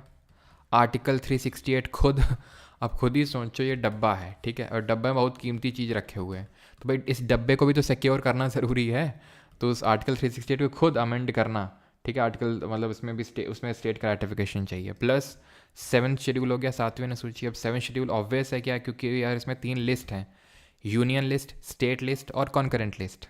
तो अगर आप इसमें चेंज कर रहे हो, तो यानी कि सब्जेक्ट इधर से उधर फेंक आप मतलब चेंज कर रहे हो, तो ऑब्वियस है कि यहाँ पर भी आपको स्टेट की परमिशन तो लेनी ही पड़ेगी, ठीक है। स्टेट से परमिशन रेटिफिकेशन ना मिले तो क्या अमेंड नहीं होगा? नहीं होगा। ये जो प्रोविजंस मैं लिख रहा हूँ, ये अगर 7th शेड्यूल में कोई चेंज करना है, आर्टिकल 368 के उसमें manner of election of president, supreme court, high court में, तो अगर स्टेट रेटिफाई नहीं करेंगे 14 या 14 से ज़्यादा, तो वो नहीं होगा चेंज, ठीक है। क्लियर? हाँ जी, तो कमेंट्स ऑन अमेंडिंग प्रोसीजर देख लेते हैं, क्या कमेंट्स हुए थे। द वैरायटी ऑफ, मतलब किसी ने बोला था, this variety of amending procedure is wise but rarely found. ये इस बार के सीजीएल के पेपर में भी पूछा गया ही है, ठीक है। आई थिंक 11th या सेकेंड शिफ्ट में ही पूछा गया, ठीक है। तो ये ध्यान रखना कि ये केसी वियर है जिन्होंने क्वाजाई फेडरल बोला था हमारे फेडरेशन को, उन्होंने बोला था the amending procedure has proved itself as one of the most ably conceived aspects of the constitution. तो ये बोला था ग्रैनविल ऑस्टिन ने, ठीक है, ग्रैनविल ऑस्टिन, ठीक है। ये ध्यान रखना किसी ने क्या कमेंट किया था, इंपॉर्टेंट है। इंपॉर्टेंट अमेंडमेंट्स की बात करें तो ये मैं नहीं करवाने वाला हूँ, बिकॉज हम कर चुके हैं, ठीक है। एक एक करके सारे हम लोग अमेंडमेंट कर चुके हैं और कुछ आगे करेंगे। मैंने आपको पहले ही बताया था, मैं आपको अमेंडमेंट अलग से नहीं करवाने वाला हूँ ये, क्योंकि हमने first amendment, 52nd amendment, 38th amendment, 42nd amendment, 44th amendment सब कुछ देख रखे, उसमें क्या क्या चेंजेस थे। ये टॉपिक आपको अलग से नहीं पढ़ना होता, जैसे सोर्सेज वाला अलग से नहीं पढ़ना होता। ये धीरे धीरे सारा आपका जो हम पार्ट्स मतलब जो कवर करते हैं उसी में ही अपने आप ये हो जाता है, ठीक है। बाकी अगर आप लोग बोलो तो मैं 100 से लेके बता सकता हूँ, ठीक है। 100 से लेके जो अभी रिसेंट हुए हैं 106 तक, ठीक है। तो 100 की अगर बात करें 100, तो ये इंडिया बांग्लादेश के बीच में लैंड बाउंड्री एग्रीमेंट हुआ था, 2014 में हुआ था, लेकिन इम्प्लीमेंट 2015 में हुआ था। इंडिया बांग्लादेश, ठीक है, लैंड बाउंड्री एग्रीमेंट मैं 100 से लेके 106 तक बता देता हूँ। बाकी उसके पहले वाले जितने भी हैं तो वो ऐसे ही कवर हो जाएंगे हमारे, कुछ हो काफ़ी हो गए और कुछ हो जाएंगे। India Bangladesh land boundary agreement 101, ये बात करता है किसकी, जीएसटी 2017, ठीक है। 102 ये बात करता है किसकी, जो national commission for backward classes है, इसको कॉन्स्टिट्यूशनल स्टेटस दिया था, यानी कि संवैधानिक दर्जा दिया था। आर्टिकल नंबर कल नहीं, जब हम कॉन्स्टिट्यूशनल बॉडीज़ पढ़ेंगे तो वहाँ देखेंगे, आर्टिकल 338B में है ये। 103 ये EWS जो इकोनॉमिकली वीकर सेक्शंस को 10% रिजर्वेशन मिलता है, 10% आरक्षण जो मिलता है वो है इसमें, ठीक है। 104 में क्या है, ये 2019 में हुआ था, 2019 में। हाँ, और ये क्या था, 104 वाला जो अमेंडमेंट था, इसमें ये था जो 104 वाला अमेंडमेंट हुआ था कि जो मैंने आपको बताया था, ये भी हम लोग कर चुके हैं कि जो एंग्लो इंडियन का, 2 एंग्लो इंडियंस का nomination in Lok Sabha by president और 1 एंग्लो इंडियन का nomination by governor in legislative assembly, ठीक है, इसको ख़त्म कर दिया गया था। और SC ST का जो रिजर्वेशन है आर्टिकल नंबर 330 और 332 के तहत, उसको एक्सटेंड कर दिया गया था। ये 331 में 2 एंग्लो इंडियन का नॉमिनेशन आता था लोकसभा में और 1 एंग्लो इंडियन का नॉमिनेशन लेजिस्लेटिव असेंबली में 333, तो उसको ख़त्म कर दिया गया और 330 के तहत SC ST का रिजर्वेशन है लोकसभा और 332 के तहत लेजिस्लेटिव असेंबली में SC ST का रिजर्वेशन उसको एक्सटेंड कर दिया गया है। ठीक है, 104th अमेंडमेंट के तहत का नॉमिनेशन ख़त्म कर दिया गया इससे। ठीक है, 105 की अगर बात करेंगे, 105th अमेंडमेंट 105 जो संविधान संशोधन है, इससे क्या किया गया था कि मतलब इसमें जो स्टेट गवर्नमेंट है उनके पावर, जो उनकी शक्ति थी क्या, ठीक है, क्या कैसे मैं इसको लिखूं, it restored the power of state government, या फिर अगर यूटी की गवर्नमेंट है, to identify the socially and educationally backward classes. Notes में पूरा मैं लिखवा दूंगा। ठीक है, सोशली एंड एजुकेशनल जो बैकवर्ड क्लासेस है उनको आइडेंटिफाई करने का। और 106 तो सबसे अभी लेटेस्ट है ये। इसमें क्या हुआ था, इसमें जो हमारी विमेंस हैं, ठीक है, 1/3 सीट्स इन लोकसभा और legislative assembly reserve to women, लेकिन ये अभी नहीं, 2029 तक जाके कहीं ये जाके एनफोर्स होगा, लागू हो पाएगा। ठीक है, तो 106 जो है ये लेटेस्ट अभी कॉन्स्टिट्यूशनल अमेंडमेंट एक्ट है। होता क्या है, कई बार आप देखेंगे बिल अलग चीज़ होती है, कई सारे बिल होते हैं जिनको रेटिफिकेशन नहीं मिल पाती, वो एक्ट नहीं बन पाते हैं। और जैसे ये 105th एक्ट है तो बिल भी कुछ रहा होगा, जैसे 120th नंबर का बिल रहा होगा। बिल नंबर हमेशा ज़्यादा होता है क्योंकि कई सारे बिल होते हैं जो एक्ट नहीं बन पाते हैं। तो एक्ट तो ये है 105th एक्ट, 106th एक्ट आपको याद रखना है, बिल से आपको याद नहीं रखना है। ठीक है, 100th से लेके 106 तक मैंने बता दिया। उसके पहले हम लोग जितने पढ़े हैं अभी तक या फिर कुछ आगे पढ़ेंगे वो, जैसे फॉर एग्जांपल आप कमेंट बताइए 69th अमेंडमेंट किससे डील करता है, कल ही बताया था मैंने आपको। ठीक है, अब आते हैं अपने लास्ट टॉपिक पे, and that is parliamentary committees. ठीक है, संसदीय समितियां। किसी का यहाँ तक कोई डाउट होगा तो पूछ लेगा।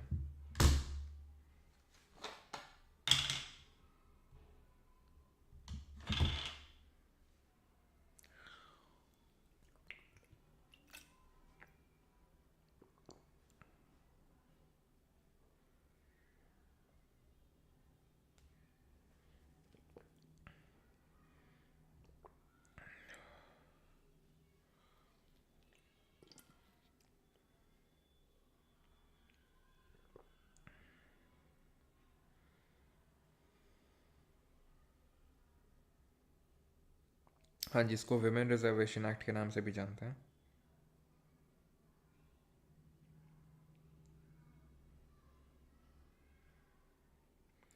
पॉलिटी के बाद बायोलॉजी होगा।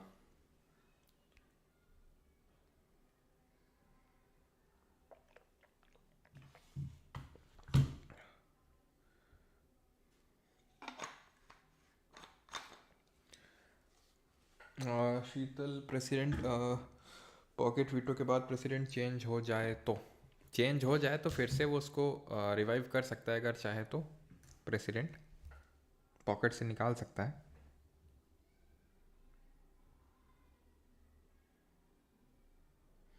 पूछा भी तो 96 तुम्हारा दिमाग 69 है, पूछा भी तो 69 है। तुम लोग का दिमाग जो है ना उधर ही घूमता रहता है। अब हमने तो ऐसे रैंडम पूछा था क्योंकि कल पढ़ाया है, लेकिन तुम्हारा दिमाग तो कहीं और ही है ना। टोटल आर्टिकल करा दीजिए इससे। कई बार ना मैं गुस्से को कंट्रोल कर लेता हूँ अपने, मतलब हंसी में डाल लेता हूँ, लेकिन लगती बड़ी जोर की गुस्सा है। आर्टिकल करवा दीजिए। चलो भाई, कल से आर्टिकल की क्लास करते हैं, पॉलिटी ख़त्म कर देते हैं 2 दिन में, फिर आर्टिकल्स करते हैं भाई, 1 से शुरू करते हैं। अभी तो ऐसे ही पढ़ा रहे थे, बीच में 4 पढ़ा दिए थे, फिर उसके बाद DPS भी ख़त्म करने के बाद 51 ख़त्म नहीं, 51 से तो लगातार ही स्टार्ट कर दिया था, 52 से 123 है ना। और वो 124 वाले जो हैं मतलब कोर्ट वगैरह कल पढ़ेंगे। मतलब क्या है भाई, मतलब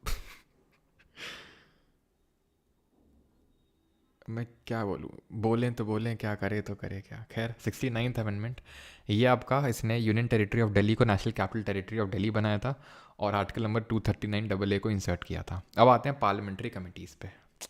आर्टिकल करा दीजिए। कुछ रखा नहीं तो सिर में दे मारता अपने, सच बता रहा हूँ। और तुम अगर होते तो तुम्हारे दे मारता मैं। मतलब पूरी पॉलिटी यहाँ ख़त्म होने का ही आर्टिकल करा दीजिए। पार्लियामेंट्री कमेटी, संसदीय समितियाँ, ठीक है। तो पहले बेसिक पॉइंटर्स ये हैं कि constitution mentions these committees at different places but without any specific provision regarding the tenure और फंक्शन एक्सेट्रा। मतलब कि कॉन्स्टिट्यूशन में संसदीय समितियों का मेंशन है, बखान है डिफरेंट जगहों में, लेकिन टेन्योर क्या होगा, क्या फंक्शन है, ये कहीं नहीं लिखा हुआ है। तो ये कहाँ लिखा हुआ है? All these matters are dealt by rules of the two houses. जो हमारे दो हाउस हैं, लोकसभा और राज्यसभा, उनका जो रूल्स है, रूल्स ऑफ प्रोसीजर, किस आर्टिकल में लिखा हुआ है रूल्स ऑफ प्रोसीजर बना सकते हैं हाउसेज, बताइए जल्दी से। तो वो जो है मैटर्स जो है ये डील करते हैं रूल्स ऑफ हाउसेज, ठीक है। A parliamentary committee is appointed by speaker और chairman and works on his directions. तो अपॉइंट कौन करता है? स्पीकर और चेयरमैन पार्लियामेंट्री कमेटी को, और अपॉइंट, ठीक है, ये अपॉइंट करता है। और ध्यान रखना कि जो इनका जो चेयरमैन होता है, इन कमिटीज़ का जो चेयरमैन होता है, उनको भी अपॉइंट करने का काम कौन करता है? यही करता है स्पीकर और चेयरमैन। क्लासिफिकेशन, दो पार्ट में इनको क्लासीफाई करते हैं on the basis of the nature of work. अगर परमानेंट नेचर ऑफ वर्क का है, ठीक है, परमानेंट है कमिटी, या तो वो टेम्पररी हो सकती है। अगर परमानेंट है, ठीक है, अगर परमानेंट है तो उसको हम बोलते हैं स्टैंडिंग कमिटी।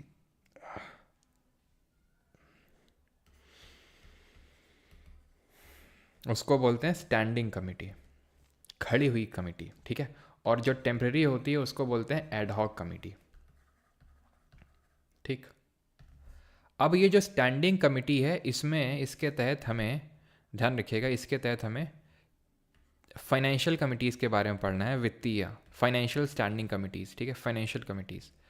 ये भी तीन तरह की, हमें सिर्फ तीन पढ़नी है, और वो तीन कौन कौन सी हैं हम आगे देखते हैं, ठीक है। तो ये तीन कौन सी कमिटीज़ हैं, उनके मैं यहाँ पे नाम लिखता हूँ, ठीक है। छोटा सा, बहुत छोटा सा टॉपिक है। पब्लिक अकाउंट कमिटी, लोक लेखा समिति, एस्टीमेट्स कमिटी यानी कि प्राक्कलन समिति, और कमिटी ऑन है ये, ठीक है, टी हटा देना, पब्लिक अंडरटेकिंग, पब्लिक अंडरटेकिंग, ठीक है। तो यहाँ पर ऐसे आप डब्बे बना लो ऐसे करके। देखो, अब बड़े ध्यान से समझना, बस यही है जो पूरा मतलब चैप्टर यही है जो यहाँ पे मैं अभी लिखने वाला हूँ, ठीक है। सबसे पहला चीज़ तो ये है कि ये बने कब थे और कैसे बने थे। तो ये फॉर्म्ड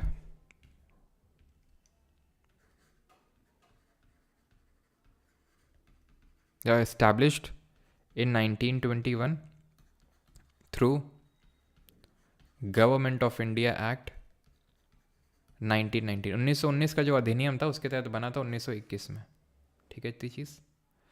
एस्टिमेट कमिटी, ये बना तो 1921 में ही था, 1928 में, लेकिन पोस्ट इंडिपेंडेंस, ठीक है, लेकिन पोस्ट इंडिपेंडेंस बात करेंगे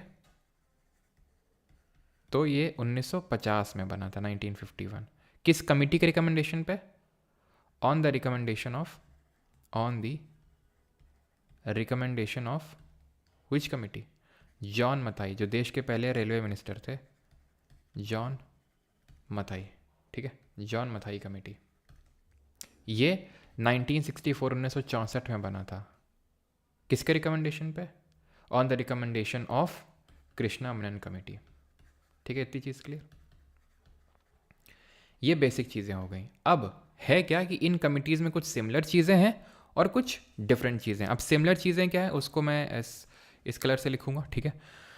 शुरू में सिमिलर चीज़ें ये हैं कि no minister can be a member, no minister can be a member, या तो मैं इसको ऐसा लिख देता हूँ तो क्लियर हो जाएगा कि भाई ये सबके लिए कॉमन है। No minister can be a member in तीनों कमेटी की सिमिलरिटी ये है कि इनमें कोई मिनिस्टर इसका मेंबर नहीं हो सकता है। यानी अगर कोई पोर्टफोलियो, अब यार बताने की ज़रूरत नहीं मिनिस्टर कौन होता है जो पोर्टफोलियो कोई होल्ड कर रहा है, यानी प्राइवेट मेंबर ही इनके मेंबर हो सकते हैं इन कमिटीज़ के, ठीक है। इन सब का जो टर्म है, ठीक है, जो टर्म है वो कितना होगा, उस सब का 1 साल होगा, 1 ईयर होगा। इन सब को proportional representation plus single transferable vote से इनको इलेक्ट किया जाता है। चेयरमैन को कौन वो अपॉइंट करता है, स्पीकर या चेयरमैन जिस भी हाउस की कमेटी है उसको, ठीक है, वो करेगा वहाँ का प्रिसाइडिंग ऑफिसर। ये सिमिलैरिटीज़ हैं क्या, कि मिनिस्टर मेंबर नहीं हो सकता है, टर्म इनका 1 साल का होता है, और इलेक्शन का जो प्रोसीजर होता है वो प्रोपोर्शनल रिप्रेजेंटेशन और सिंगल ट्रांसफरेबल वोट होता है। अब डिफरेंसेस क्या हैं, इसमें टोटल 22 मेंबर हो सकते हैं, 22 सदस्य हो सकते हैं।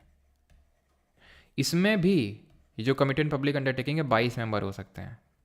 पहले 15 होते थे, अब बाद में चेंज करके 22 हो गया। इसमें भी 15 लोकसभा से आएंगे और 7 राज्यसभा से आएंगे। इसमें भी 15 लोकसभा से आएंगे और 7 राज्यसभा से आएंगे। और इसमें 30 मेंबर होते हैं, 30 सदस्य होते हैं, एंड ऑल फ्रॉम लोकसभा, यानी कि राज्यसभा का कोई रिप्रेजेंटेशन नहीं होता है एस्टिमेट्स कमेटी यानी प्राक्कलन समिति में। और इसमें जो होता है, ये वाली जो कमेटी है कमिटी ऑन पब्लिक अंडरटेकिंग, इसका जो चेयरमैन होता है इस कमेटी का, वो लोकसभा से होना चाहिए। उसमें चेयरमैन राज्यसभा से नहीं हो सकता है। इसमें तो कोई मेंबर ही राज्यसभा से नहीं हो सकता है। पब्लिक अकाउंट कमेटी का गाइड एंड फिलोसोफर किसको बोलते हैं, तो पब्लिक अकाउंट कमेटी का गाइड एंड फिलोसोफर एक्ट करता है कौन, CAG. Comptroller and auditor general जो है कुछ रिपोर्ट सबमिट करता है, उन रिपोर्ट्स को एनालाइज करने का काम होता है पब्लिक अकाउंट कमेटी का, लोक लेखा समिति का। सिर्फ इसमें आपको इतना ही याद रखना है। कुछ हमारी डिपार्टमेंटल रिलेटेड स्टैंडिंग कमिटीज़ होती हैं, departmental related standing committees total 24 है नंबर में, ध्यान रखना। 16 लोकसभा के पास है, 8 राज्यसभा के पास है, ठीक है। इनकी जो स्ट्रेंथ होती है वो 31 सदस्यों की होती है, 31 मेंबर्स होते हैं हर एक कमेटी में, जिसमें कि 21 लोकसभा से और 10 राज्यसभा से। बस इसमें इतना याद करना है।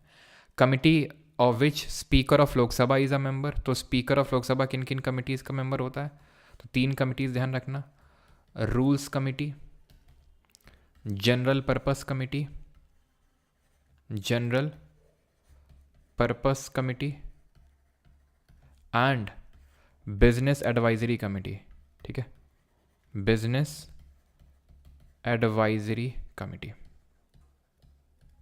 और एक committee on private members bill होती है, ठीक है, committee on private members bill. इसका जो चेयरमैन होता है वो डेप्यूटी स्पीकर होता है लोकसभा का, और डेप्यूटी स्पीकर को एक वरदान मिला हुआ है। वो था क्या, एक बार डेप्यूटी स्पीकर मंदिर में बैठे हुए थे शिव जी के, और दे तपस्या दे तपस्या दे तपस्या, शिव जी प्रकट हो गए, बोले हे डेप्यूटी स्पीकर मांग, क्या मांगना है तुझे। तो डेप्यूटी स्पीकर ने बोला शिव जी मुझे वरदान दे दो कि मैं जिस भी कमेटी का मेंबर बनूं अपने आप उसका चेयरमैन बन जाऊं। बस वो वरदान प्राप्त है डिप्टी स्पीकर को, किसी भी कमेटी में अगर मेंबर ही बन गया अपने आप उसका चेयरमैन बन जाता है। ख़त्म हो गया लेक्चर, करेंगे अब सवाल, ठीक। चलो पहला क्वेश्चन लो जल्दी से, अभी की हो ना पार्लियामेंट्री कमेटीज़, बताओ जल्दी से। हाँ बुक में आपको सोनू कुमार ये एक्स्ट्रा नोट करना पड़ेगा, इक्का दुक्का ये डिपार्टमेंटल स्टैंडिंग कमेटी वाला और ये स्पीकर वाला बस। हाँ जी, कब तक चलेगी क्लास नित्य शुक्ला, बस क्वेश्चंस कर लें। और कौन कौन लड़का 9 नट नवंबर लिया है, अच्छा आज जोया दीदी ली, चलो लव फ्रॉम पुरुलिया, अच्छा दे तपस्या हाँ। अबाउट पब्लिक अकाउंट कमेटी कौन सा सही है, बताओ जल्दी से। तो अभी हमने देखा है the committee consist of not more than 15 members from the Lok Sabha and 10 members from the Rajya Sabha, गलत है। 15 members from the Lok Sabha and 7 from the Rajya Sabha, finance minister is an ex officio member of the committee, minister तो member हो ही नहीं सकता है। A member of the committee is given, खत्म। The term of office of the members of the committee, तो ये सब CDS CAPF और सिविल सर्विसेज के क्वेश्चन है, मोस्टली तो CDS CAPF के होते हैं, ठीक है, जो UPSC के एग्जाम होते हैं। The term of the office of the members of the committee from the Rajya Sabha is extended even when they retire. 2. Which of the following statement about the committee on public undertaking is or are correct? कौन सा public undertaking के बारे में सही है? There are more member from the Rajya Sabha than the लोक सभा, गलत है। हमने पढ़ा है कि public undertaking में जो कृष्णा मनन जी की कमेटी के रिकमेंडेशन पे बनी 15 लोकसभा से होते हैं और 7 राज्यसभा से होते हैं, तो ये गलत हो जाएगा। Chairperson of the committee is appointed by the speaker of the Lok Sabha, ठीक है, ठीक है, तो ये तो आपका सही हो जाएगा। आंसर होगा option number B 2 only. National emergency के बारे में कौन सा स्टेटमेंट सही है, जल्दी से बताइए। राष्ट्रीय आपातकाल के बारे में कौन सा स्टेटमेंट सही है? बढ़िया क्वेश्चन है, करिए, और क्वेश्चन को स्किप मत किया करो, ठीक है। सर आपका फेस शो नहीं हो रहा है, क्या बात कर रहे हो? ये लगा तो है फेस मेरा, दिख तो रहा है तुम्हें नहीं दिख रहा है? बाकी सबको तो दिख रहा है। हाँ, और भी क्वेश्चन स्किप मत किया करो, मतलब करना है तो कर दो, मेरा कुछ नहीं जा रहा है, ठीक है। मैं फालतू में तो मेहनत करता नहीं हूँ इतनी, कुछ कारण होगा उसका। यस, आनंद चौहान करेक्ट। आनंद ने याद किया है कि यस, एक सिमिलरिटी और भी बोल सकते हो, एंड दैट इज़ कि इनके जो रिकमेंडेशन होते हैं एडवाइजरी नेचर के होते हैं, मतलब बाइंडिंग नहीं होते हैं, क्योंकि ये इनके पास एज सच एग्जीक्यूटिव अथॉरिटी नहीं होती, वो काम सरकार का, वो काम पार्लियामेंट का होता है, ठीक है। तो इनकी जो एडवाइजेस होती हैं वो एडवाइजरी नेचर की होती हैं, ठीक है, नॉट बाइंडिंग। यहाँ लिख देता हूँ, एडवाइस इज नॉट बाइंडिंग, ठीक है।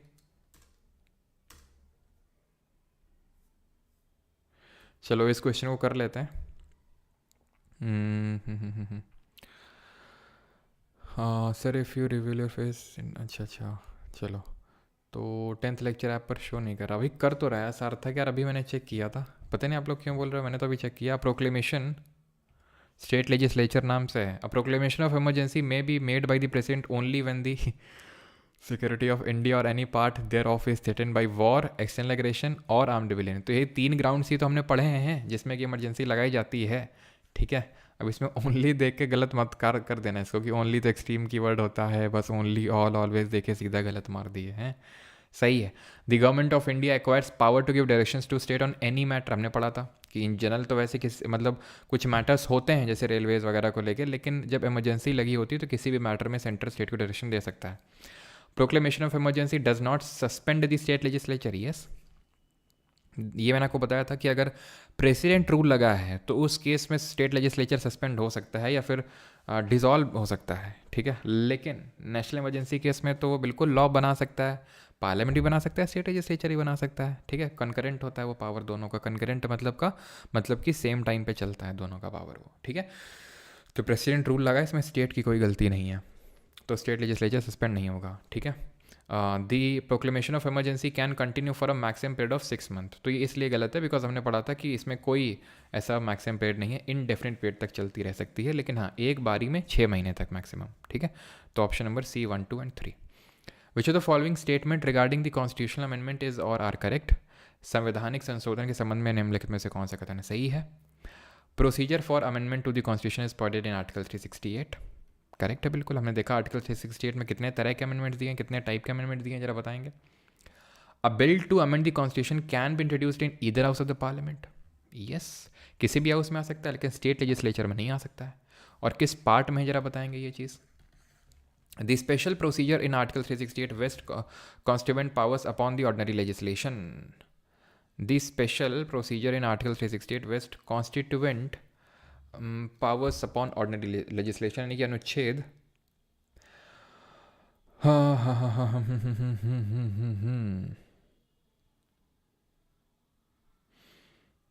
क्या है, अनुच्छेद 368 की विशिष्ट प्रक्रिया सामान्य, तो यहाँ पर ये वाला स्टेटमेंट आपका गलत होगा, सॉरी एक सेकेंड इसको पढ़ने दो। द स्पेशल प्रोसीजर, सही है ये, ये भी सही होगा आपका, ठीक है। अनुच्छेद 368 की विशिष्ट प्रक्रिया सामान्य विधान पर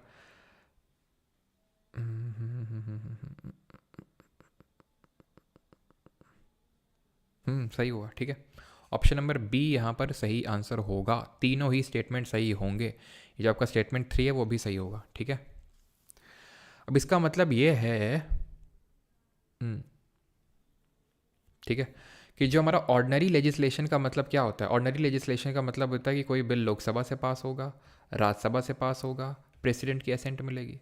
तो वही तो कॉन्स्टिट्यूशनल अमेंडमेंट बिल में भी फॉलो किया जाता है आर्टिकल 368 के तहत। तो इस वजह से ये स्टेटमेंट भी आपका सही होगा यहाँ पे, ठीक है। आर्टिकल 368 में दो तरह के अमेंडमेंट्स हैं, part number 20 of the constitution है और साउथ अफ्रीका से बोरो किया है। Which of the following is not a circumstance for proclamation of emergency by the President of India under Article 352? तो इनमें से कौन सा सर्कमस्टांस यानी कौन सा ग्राउंड नहीं है जिसके तहत इमरजेंसी लगाई जा सकती है। तो ऑप्शंस हैं आपके war, external aggression, internal disturbance या फिर आर्म्ड रिबेलियन। तो क्या सही आंसर होगा कि भाई इंटरनल डिस्टर्बेंस पहले हुआ करता था, अब ये कोई ग्राउंड नहीं है, ठीक है। हाँ हाँ हाँ हाँ हाँ।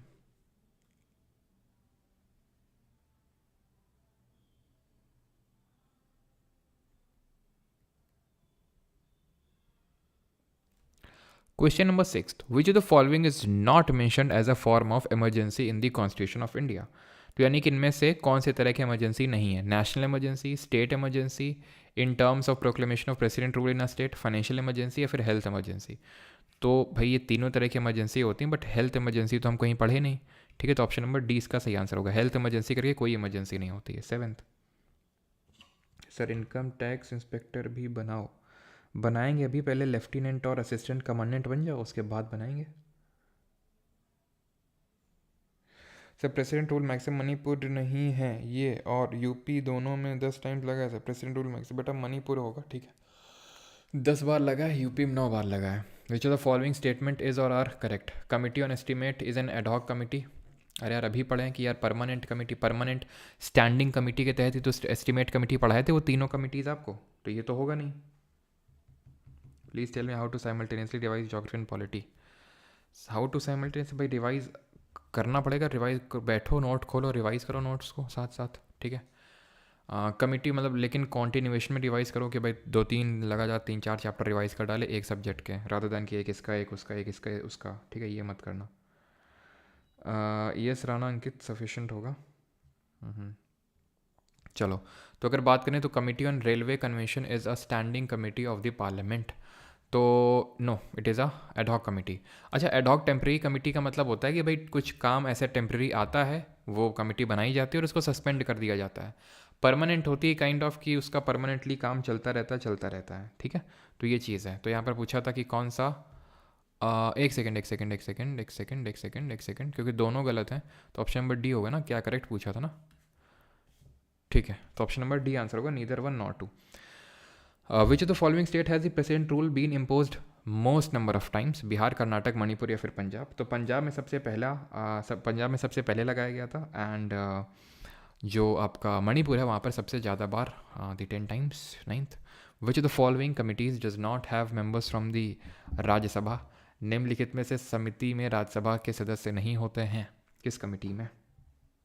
क्या चीज़ अमित मोदी, क्या चीज़ गलत दिया हुआ है।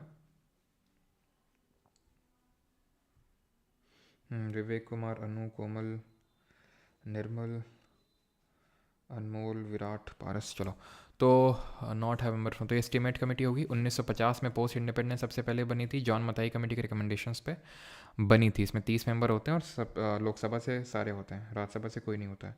साइंस पढ़ाइएगा तो आरबी एनटीपीसी का भी कवर कर लीजिएगा। राज जायसवाल, बिल्कुल।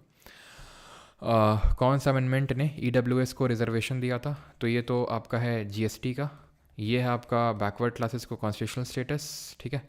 ये अभी हुआ ही नहीं है, ये वाला अमेंडमेंट तो हुआ ही नहीं अभी तक आज तक, ठीक है। न जाने कब होगा जाके, 103rd होगा इसका। विच of the following right is not suspended when an emergency is declared. कौन सा फंडामेंटल राइट है जो कभी सस्पेंड नहीं हो सकता है। यस, अगला बायोलॉजी स्टार्ट होगा। कॉन्ग्रेचुलेशंस सौम्य यादव डी, मयूरी महोरले डी, S Diksha Rathore, Urvashi, Sahil, Sanatani, Sudhir, Mehboob Shaikh supreme court and CAG नहीं होगा सर पार्ट। महबूद शेख बिल्कुल है, वो पार्ट 5 में ही है, कल हम लोग करेंगे सुप्रीम कोर्ट। रीज़न है उसका कि क्यों मैं मतलब कि कुछ चीज़ें साथ में करवाता हूँ, जिससे सुप्रीम कोर्ट हाई कोर्ट में ज़्यादा अच्छे से समझ में आएगा और कम टाइम में हो जाएगा। कॉन्स्टिट्यूशनल बॉडीज़ लास्ट में करेंगे तो वहाँ कैग देखेंगे। तो ये आपका 20 है, इसको कभी सस्पेंड नहीं किया जा सकता है। 32 को किया जा सकता है, right to move the court, right to move the supreme court. 14 को भी किया जा सकता है। एंड आर्टिकल नंबर ये क्या है, राइट टू मूव, कौन सा है आपका, साम रो, ठीक है। तो ये आपका आर्टिकल नंबर 19 क्लॉज 1 का सब क्लॉज डी है ना, साम रो, राइट टू मूव, ठीक है। और article number 358 deals with the suspension of article number 19 के जो फंडामेंटल राइट है, और 359 डील करता है suspension of other fundamental right 359, ठीक है। तो ये आर्टिकल नंबर 19 है और ये अदर फंडामेंटल राइट, और 20 और 21 तो कभी हो ही नहीं सकते हैं। तो 20 वाला ये आपका ऑप्शन नंबर ए में जो लिखा हुआ है, तो इसलिए कभी वो सस्पेंड हो ही नहीं सकता है 20 और 21, चाहे एमरजेंसी किसी भी ग्राउंड में लगे। और आर्टिकल नंबर 19 के किस केस में सस्पेंड नहीं हो सकता है, बताइए, अगर एमरजेंसी किस ग्राउंड पे लगी है तो। चलिए, तो अगला है हमारा हिस्ट्री करवा देते, एक बार ही करवाएंगे, सारे सब्जेक्ट एक ही बार होंगे, ठीक है। In which of the following cases did the supreme court of India adjust that the proclamation of president rule under article 356 is subject to judicial review. तो ये केस तो यार हम लोग देख चुके हैं कि इसमें आर्टिकल 21 से संबंधित है, कि इसमें सुप्रीम कोर्ट ने नैरो व्यू लिया था आर्टिकल 21 का, कि भाई रूल ऑफ लॉ का कॉन्सेप्ट इंडिया में नहीं चलेगा, इंडिया में सिर्फ प्रोसीजर स्टैब्लिश बाई लॉ चलेगा। कमेंट में बताना है आपको कि फिर फर्दर किस केस में आर्टिकल 21 में सुप्रीम कोर्ट ने ब्रॉड व्यू लेके बोला था कि इंडिया में रूल ऑफ लॉ का भी कॉन्सेप्ट चलेगा। It is SR Bommai case. तो वो हमारा केस था मेनका गांधी वाला case. With reference to public account committee of the parliament which of the following statement is और आर करेक्ट, कौन सा सही है इसमें। पब्लिक अकाउंट कमेटी का इस्टेब्लिशमेंट 1964 और कृष्णा मेनन दिया हुआ है, कहाँ दिया हुआ है भैया, अमित मोदी, अच्छा अच्छा अच्छा, नोट्स में, ओके।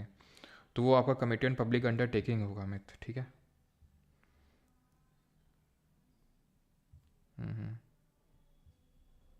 चलो,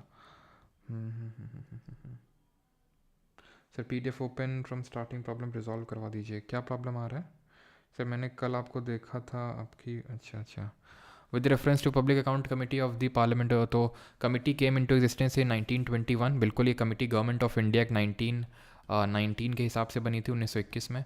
it was not a parliamentary committee under the control of speaker at the time of its inception. जब ये कमेटी बनी थी तो ये स्पीकर के कंट्रोल में नहीं थी, ये भी सही, option number C both 1 and 2, ठीक है। और इसमें कितने मेंबर होते हैं जरा बताएंगे। In India on which of the following grounds on the salaries and allowances of the person serving in the connection with affairs to the state be reduced. तो किस केस में सैलरी, यानी कि सैलरी जो भत्ता वगैरह है ना, मतलब जो वेतन वगैरह, वेतन भत्ते कम किए जा सकते हैं। तो ये हमने देखा था कि जब वित्तीय आपातकाल लगा होगा, financial emergency, under which article 360, कहाँ से बोरो किए हैं, जर्मनी की कॉन्स्टिट्यूशन से। तो इस केस में घटाया जा सकता है। और यहाँ पर 22 मेंबर होते हैं पब्लिक अकाउंट कमेटी में, 15 Lok Sabha 7 Rajya Sabha. What is the quorum for a meeting of the committee on petitions. तो एक कमेटी ऑन पिटिशंस होती है राज्यसभा की, तो उसमें कोरम कितनी उसकी। तो भाई ये कोरम तुम वो मत समझना, आर्टिकल 100 क्लॉज 3, पॉलिटी कितने दिन में ख़त्म होगी, इसी वीक में ख़त्म हो जाएगी, ठीक है। इस सीरीज़ का प्लेलिस्ट फराज अहमद, फराज जी, ये प्लेलिस्ट एक्चुअल में ये पेड बैच क्लासेस हैं, तो ये एप्लीकेशन में मिलेगा, ठीक है। तो 5 मेंबर, इसको 100 क्लॉज 3 का वो मत समझना, ये कोरम अलग होता है, वो हाउस का कोरम होता है, जो कितना होता है 10% होता है। तो अगर जैसे राज्यसभा की बात करें तो राज्यसभा का कोरम कितना होगा, मतलब 1/10 मतलब 25। ये कमेटी ऑन पिटीशन के कोरम की बात हो रही है, तो 5 मेंबर होता है वो, ठीक है। SR बोम्मई केस, अगेन वो आ गया कि SR Bommai case and others versus union of India relates to which of the following issues, किस इशू से रिलेटेड है आपका। तो sexual harassment, proclamation of emergency in state, तो ये इससे एसोसिएटेड है ना। हमने पढ़ा था कि भाई इसमें SR बोम्मई केस में सुप्रीम कोर्ट ने बोला था कि ये इट इज़ नॉट, मतलब it is subject to judicial review, ऐसा बोला था बोम्मई केस में। Which of the following committees does not consist of members from the upper house. इनमें से किस समिति में अपर हाउस से मेंबर नहीं होते हैं। पब्लिक अकाउंट कमेटी में होते हैं भाई 15 + 7, 15 लोकसभा 7 राज्यसभा, इसमें भी 15 लोकसभा 7 राज्यसभा। इसमें 30 होते हैं, 30 के 30 कहाँ से होते हैं, सिर्फ लोकसभा से होते हैं। ये यार बता ही सकते हो आर्टिकल 50A1 कौन से अमेंडमेंट से हट किया गया था, fundamental duty. Who appoints the chairperson of public account committee of the parliament. संसदीय लोक लेखा समिति का अध्यक्ष की नियुक्ति कौन करता है। तो चेयरपर्सन की अपॉइंटमेंट तो करेगा आपका जो स्पीकर होता है लोकसभा का, वो, ठीक है। स्पीकर ऑफ लोकसभा करता है चेयरमैन की नियुक्ति पब्लिक अकाउंट कमेटी की। और कमिटी ऑन जो पब्लिक अंडरटेकिंग होती है उसका चेयरमैन सिर्फ लोकसभा से ही आ सकता है, ये चीज़ ध्यान रखना। इसका आंसर क्या हो जाएगा ये, ठीक है। बहुत आसान सा क्वेश्चन है, पहले हम कर चुके हैं। सरदार सवन सिंह कमेटी है ना, 10 ऐड करी गई थी इस अमेंडमेंट से, फिर बाद में एक और ऐड करी गई थी, किस अमेंडमेंट से बताएंगे आप, बाद में जो एक ऐड करी गई थी। विच of the following is not correct regarding the public account committee, तो कौन सा सही नहीं है। It examines the financial account of the government of India, Lok Sabha elects 15 members of the committee from amongst its member, not correct पूछा है, ये तो सही है। Chairman of the committee is elected by its member, नहीं। चेयरमैन का elected अभी देखा है हमने यार, चेयरपर्सन जो होता है पब्लिक अकाउंट कमेटी का, उसको स्पीकर ऑफ लोकसभा चुन के भेजता है, ठीक है, स्पीकर ऑफ लोकसभा, ना कि उस हाउस के मेंबर्स। चलो अब आ जाओ, लेफ्टिनेंट और असिस्टेंट कमांडेंट बन चुके हो, तो अब बन जाओ ज़रा जल्दी से इनकम टैक्स के इंस्पेक्टर, ठीक है। हाँ सर, पीडीएफ पढ़ते टाइम गूगल करने पर बंद हो जाती है, स्टार्टिंग से ओपन होती है, जिससे प्रॉब्लम होती है। एक्चुअली वो चीज़ें थोड़ा सा प्राइवेसी मेंटेन करने के लिए की जाती हैं एक्चुअली, मुस्कान जी, है ना। हम्म हम्म हम्म हम्म हम्म।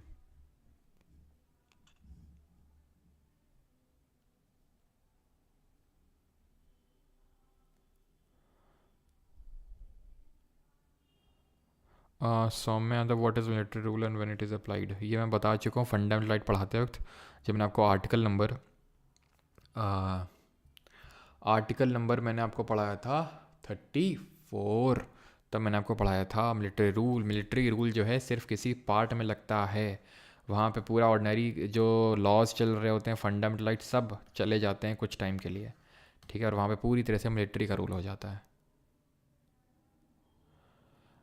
कोविड के टाइम लगा था, ठीक है लेकिन हेल्थ इमरजेंसी कहीं कॉन्स्टिट्यूशन में लिखा नहीं हुआ है, ठीक है। तो टेन्योर कितना होता है, ये एक सिमिलर चीज़ हमने देखी थी, सारी कमिटीज़ का 1 साल का टेन्योर होता है और इनका मिनिस्टर मेंबर नहीं हो सकता है। विच committee identified the existence of legal provision, तो यार ये तो खैर पहले का क्वेश्चन है, आंसर ऑप्शन नंबर सी होगा। In which year estimate committee constituted for the first time, CGL Tier 2 में पूछा गया था ये क्वेश्चन, तो एस्टिमेट कमेटी कब बनी थी, 1950 में, ठीक है, option number C. Fourth, which report is not associated with fundamental right, कौन सी रिपोर्ट फंडामेंटल राइट से एसोसिएटेड नहीं है, आंसर ये होगा ये, बिकॉज ये आपका सेंटर स्टेट रिलेशन से संबंधित है, 1983। अगला क्वेश्चन करो। ऋतिक सिंह ऐप पे नहीं चलती है, यहीं पे चलती है, यूट्यूब पे।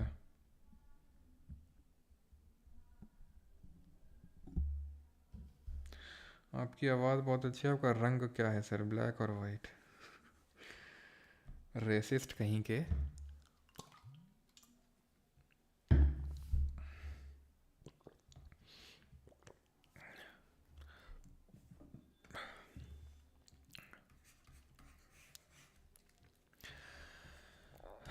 मंडल कमीशन तो पढ़ चुके हैं, ये बैकवर्ड क्लास कमीशन है, ठीक है, बैकवर्ड क्लास कमीशन है ये। राज मन्नार भी सेंटर स्टेट रिलेशन से डील करता है, और ये हम पढ़ चुके हैं 1953 में बना था।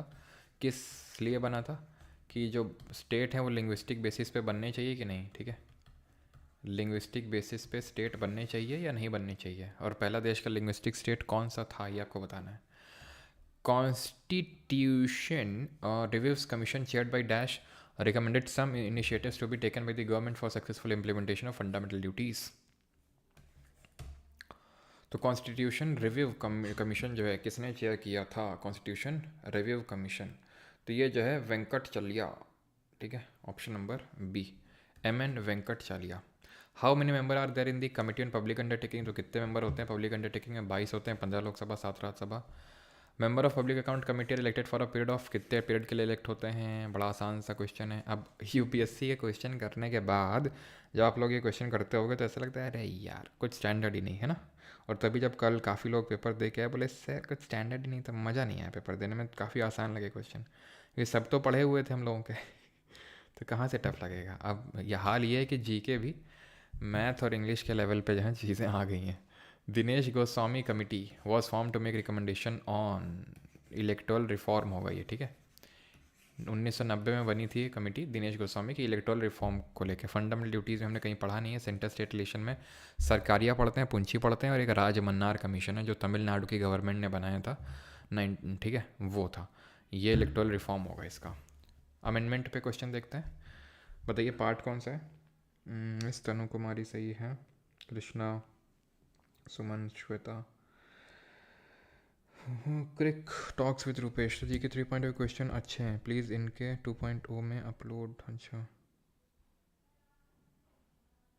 आप मेरी गुड मॉर्निंग क्यों नहीं ले रहे हो? अरे भाई, अब गुड मॉर्निंग की याद आ रही है जब आफ्टरनून आने वाला है 15 मिनट बाद, क्यों?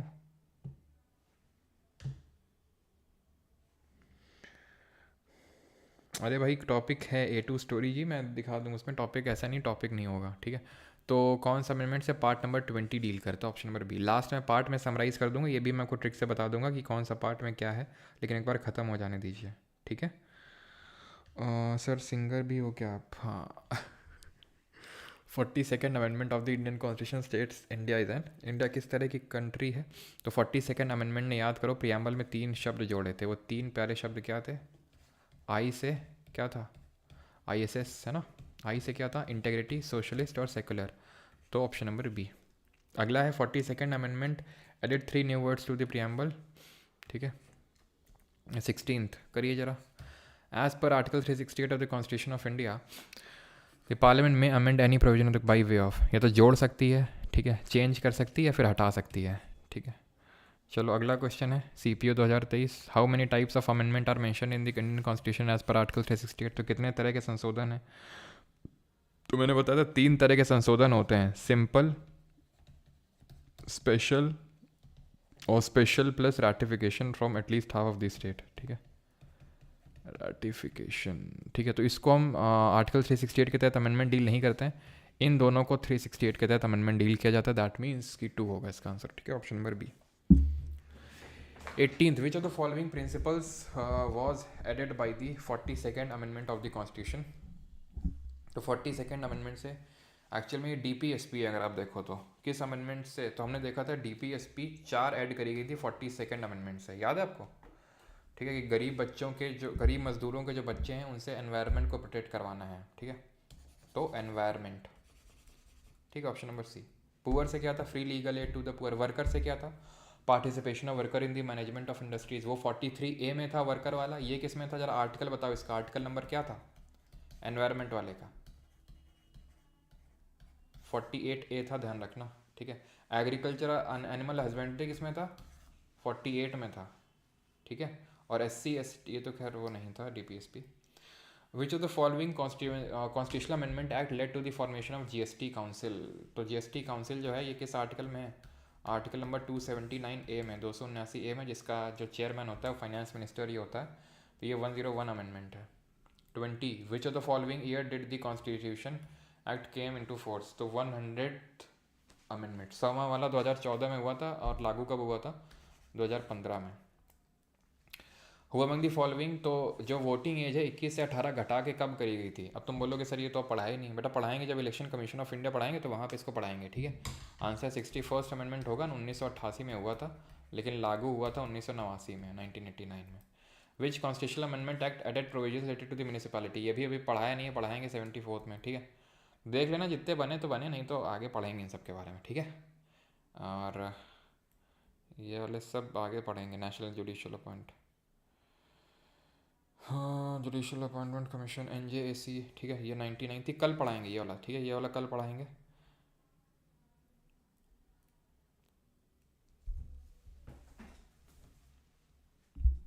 ये वाला बताओ, ये पढ़ाए थे आपको फंडामेंटल राइट और DPSP जब पढ़ा रहे थे, बताओ ये वाला। मे आई गो टू ड्रिंक वाटर चिरकुट। बेटा तो हमेशा चिरकुट बातें करते हो, है ना।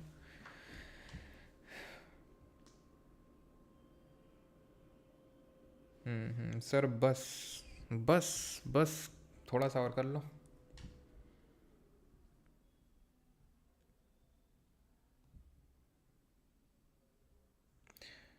सर नीति आयोग के बारे में कब बताएंगे? सर आप एक बार में अमेंडमेंट्स के साथ करा दो एक जगह प्लीज़। नीति आयोग के बारे में, नीति आयोग के बारे में बताएंगे जब कॉन्स्टिट्यूशनल नॉन कॉन्स्टिट्यूशनल बॉडीज़ बताएंगे तब, ठीक है।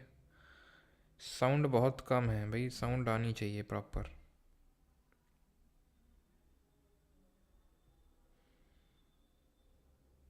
चलो, तो आंसर क्या होगा? 24th अमेंडमेंट होगा, ठीक है।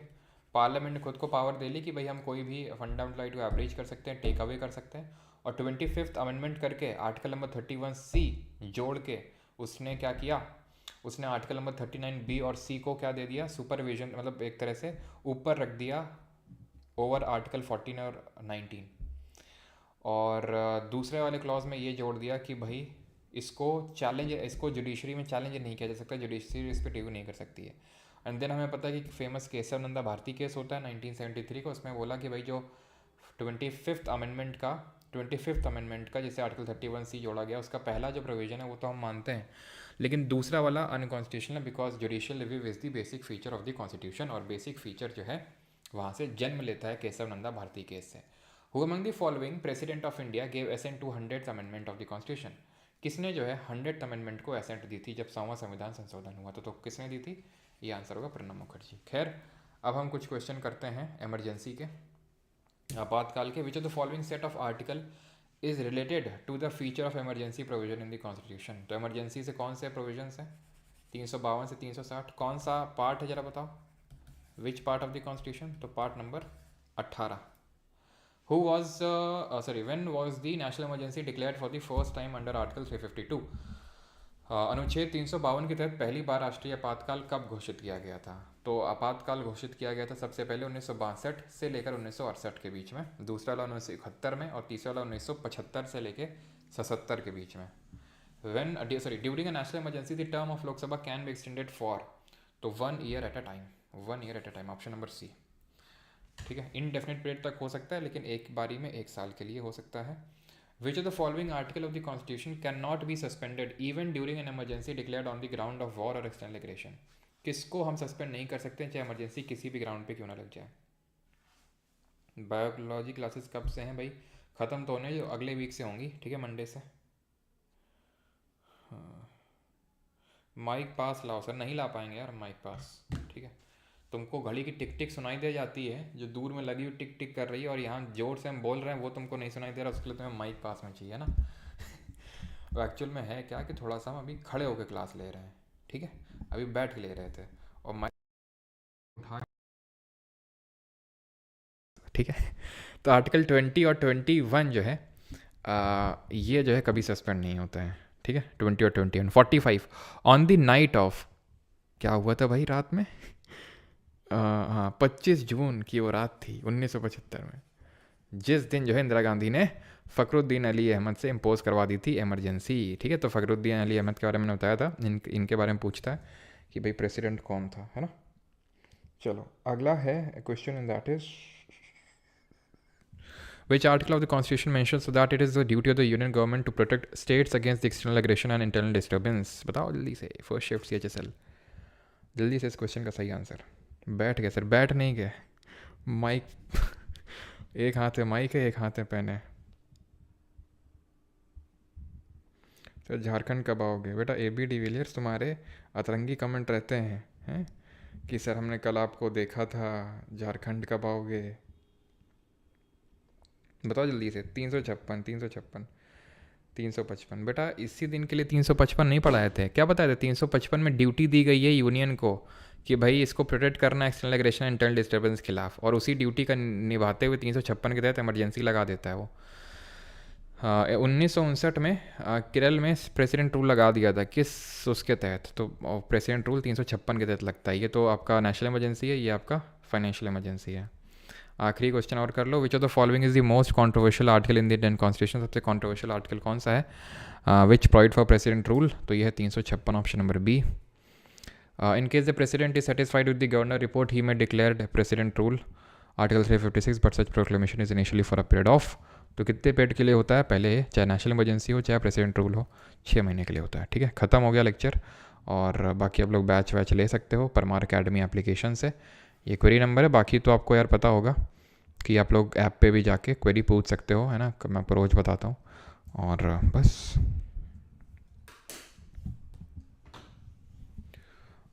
सर क्या क्या चीज़, नोट्स अपलोड हो जाएंगे दिशांत, यार टाइम लगता है नोट्स बनने में, है ना, थोड़ा सा सब्र रखा करो, अच्छे नोट होते हैं ना वो काफ़ी बढ़िया, तो फिर टाइम लगेगा ना। सर UPSC वाले क्वेश्चन भी क्विज में डाला कीजिए,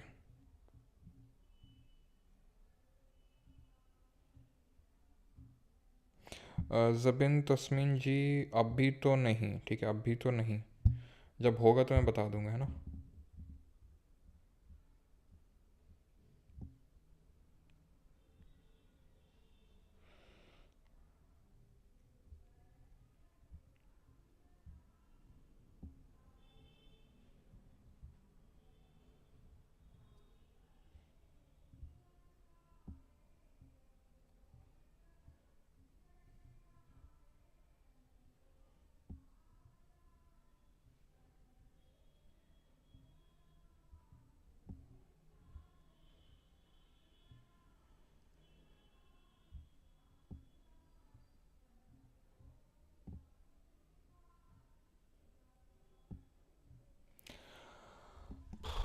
चलो, कल भी काफ़ी इंपॉर्टेंट टॉपिक होने वाला है, the topic will be what, the topic will be the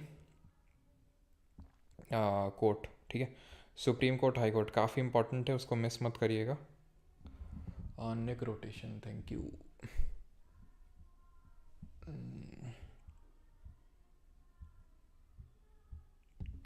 sir juice पी लो, पिला दो मौसमी का। बेटा ऑनलाइन क्लास चलती तो कुछ भी बोल रहा है ना, टूथपेस्ट में नमक है क्या, जूस पिला दो मौसमी का, कुछ भी बोल दो, है ना। सही बता रहे भी, अगर तुम होते ना भी यहाँ पे तो। वो रैंडी ऑटन क्या करता है, वो वही कहते थे तुम्हारा में भी।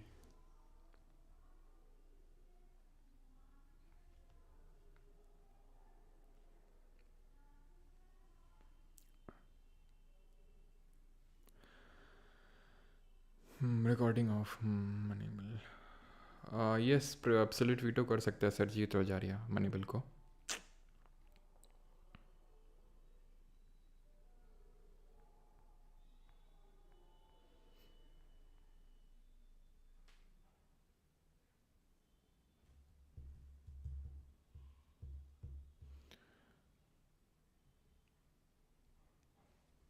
चलिए, थैंक यू सभी को, धन्यवाद, मिलते हैं कल, ठीक है।